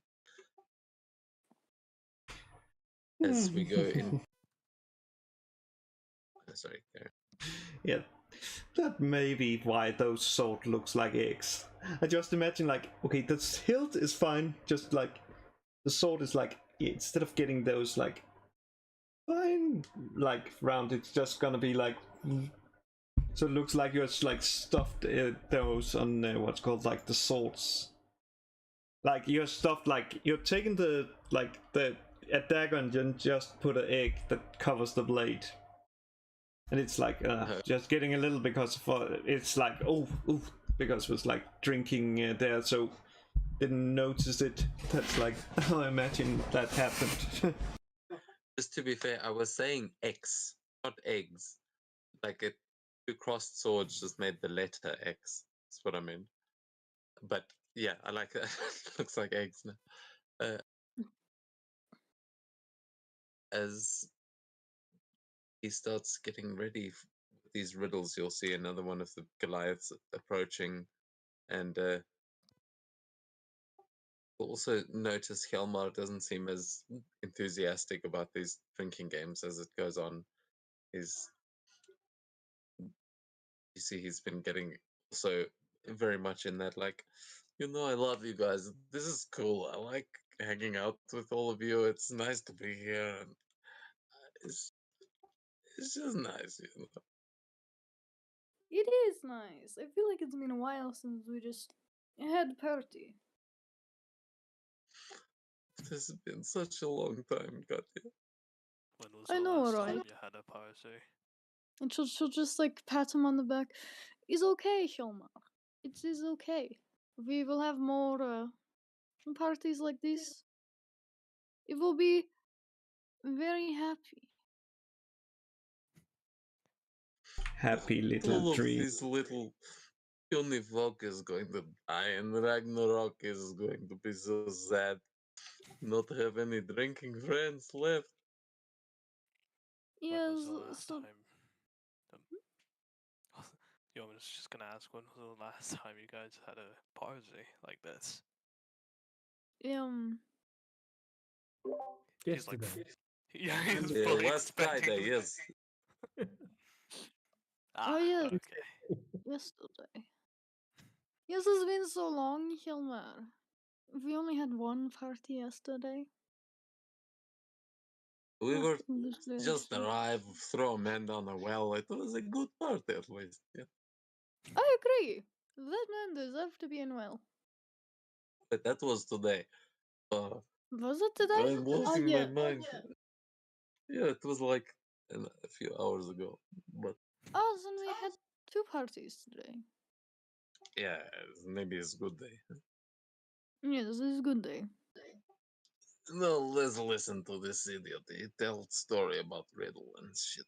Yes, yes. As the other Goliath will just be standing there shaking his head at the two of you. Let's see. Oh, we have got here some riddles that I think you will all enjoy. These are some are based on gods and creatures, artifacts, things maybe you people will know, but they have each got a very specific answer. So you will have, let's see.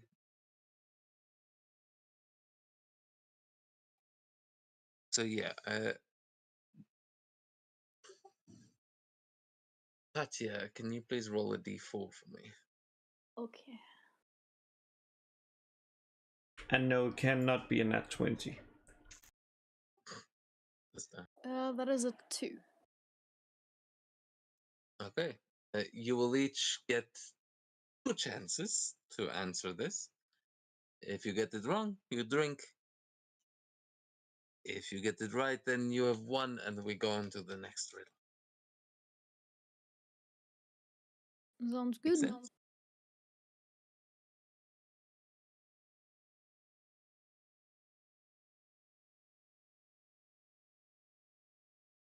Now, where did I put my riddles? What do I have in my pocket? That's the first riddle. Where's that? My riddle.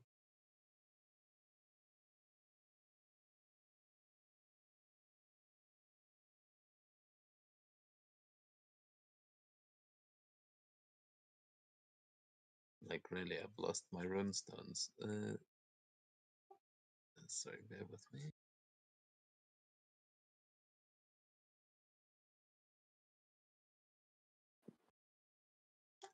That's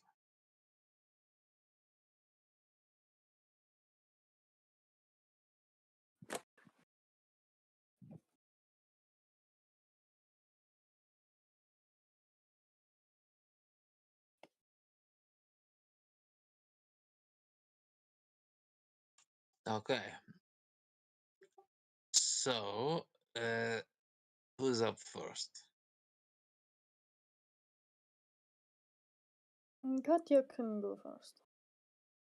Okay, Katya. Which goddess is guardian of the underworld? No, wait. This does not make sense. This is question, not riddle. Hold on. I read the wrong thing. I'm Hilmar. I'm very drunk. You carry on there, my friend. I don't know where the fuck I put all my riddles for real there.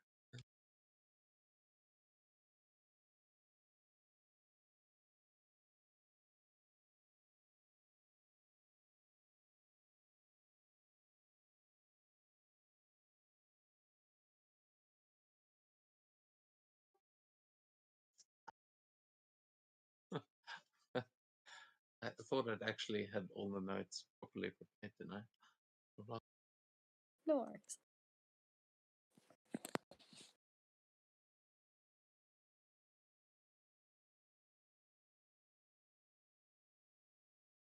I remember.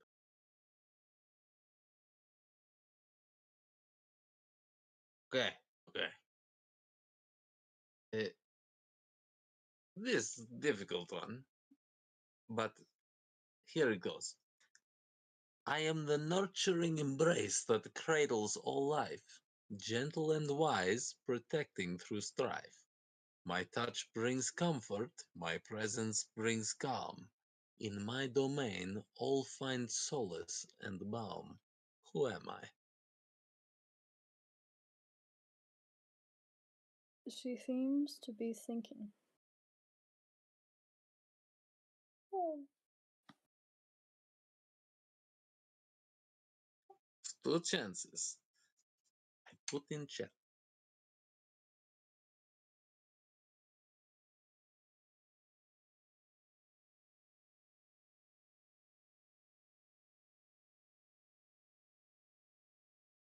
Is Yggdrasil a god? No, it's just a wild tree. Hmm.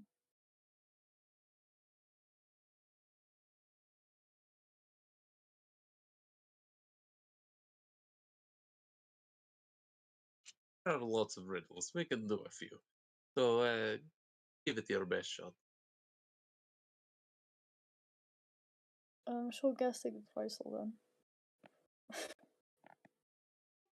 Time to drink. One more attempt, but we will come back to you.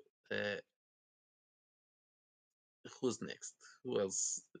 Same riddle.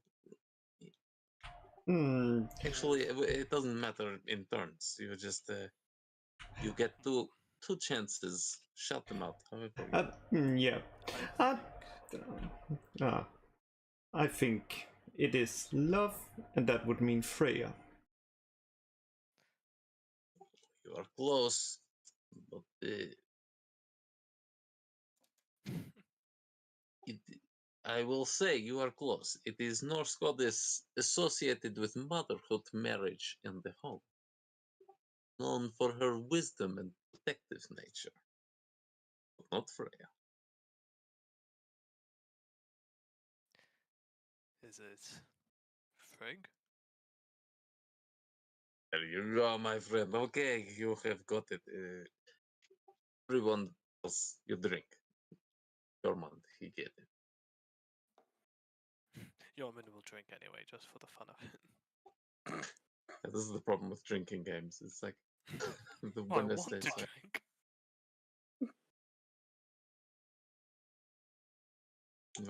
okay. Next one. Yeah, I hope I hope I didn't give you these already.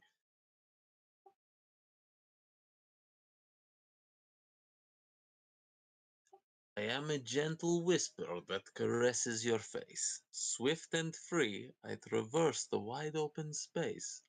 Birds soar through me, and sailors seek my aid. Love and beauty are my essence, never to fade. Who am I? Wind?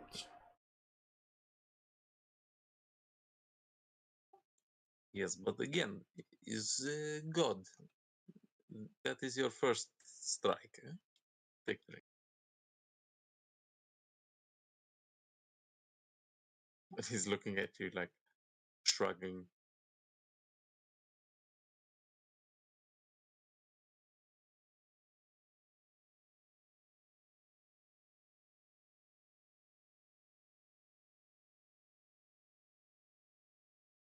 Aegir? I don't know. No. First strike for you.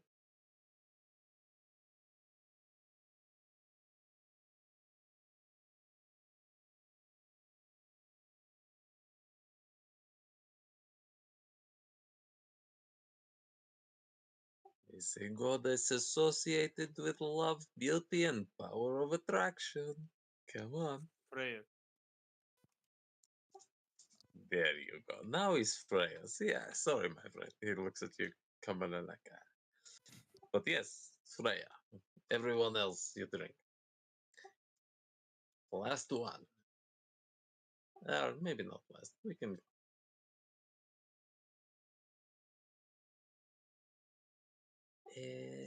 Let's see. We have. Yeah, this good one. I am the flickering flame that dances in the night, a trickster's delight forever changing in sight. My warmth brings comfort, my blaze brings fear. Chaos and mischief are always near. Who am I? Loki, but out of character, I'm pretty sure we had that one. Yeah, I knew there was going to be one that I read. Yeah. Okay, never mind. Fuck off.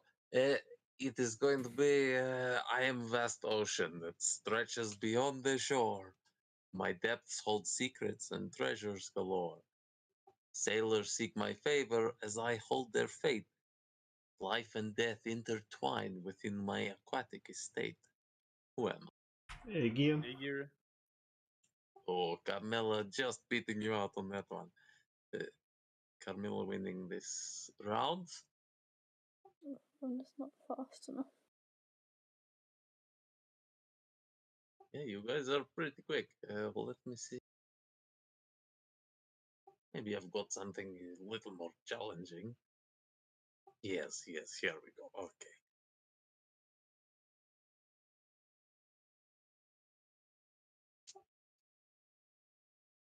Which sea serpent encircles the world, its tail in its mouth, bringing chaos and storms? This again is question. The Midnight Serpent. No, Carmilla, let's check what you say. Yeah, I don't know if I'm pronouncing it correctly, but Jormungand or something. Jormungand. Yeah. Jormungandr, the Midgard serpent. Yes, this is the one. Okay, here we try again. This, I swear, these get better.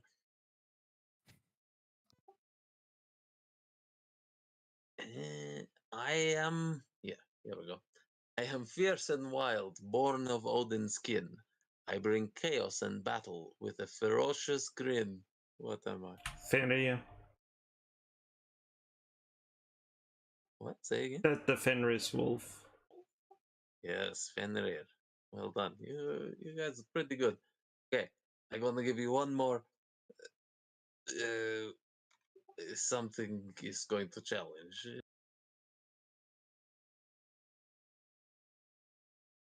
You seem going through a bunch of stone tablets. It's very hard to remember which tablet you write on when it's made of rock.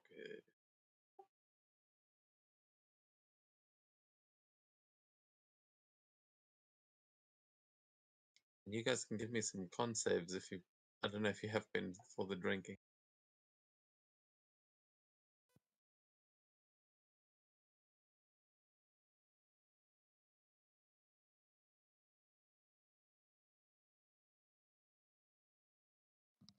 Yeah, Katya's not doing too well.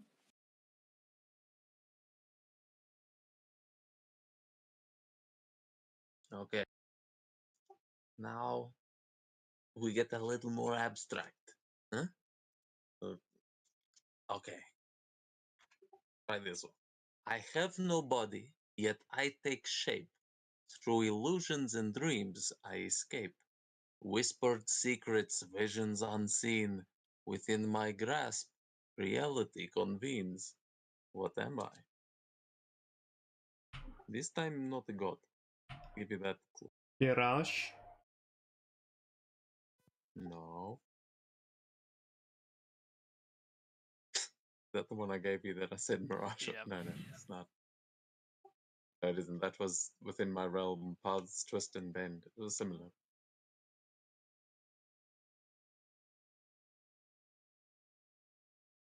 Or is this exactly the same one? No, it's not. Definitely. Is it wind again? Someone said it for a different one, but maybe it fits here. No. No, I think the one you posted in the chat was Yeah. the previous one. This- It wasn't the one you read. Oh yeah, my bad. I didn't.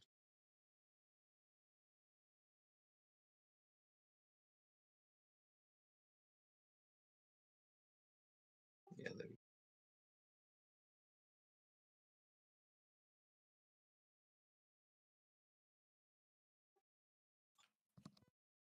Sorry, just all the time. I should have stopped playing these one.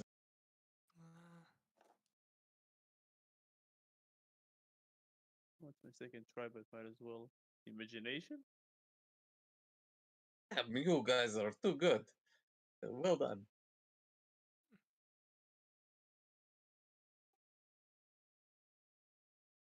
Yeah, I concur with that this time of the night. Well, Yes, it's very good. I think that is enough riddles for tonight. You guys are too clever. much better than most Goliath parties, I must say. I will have to come up with some better riddles for next. So I'm rolling saving throws to see if so far mixed bag.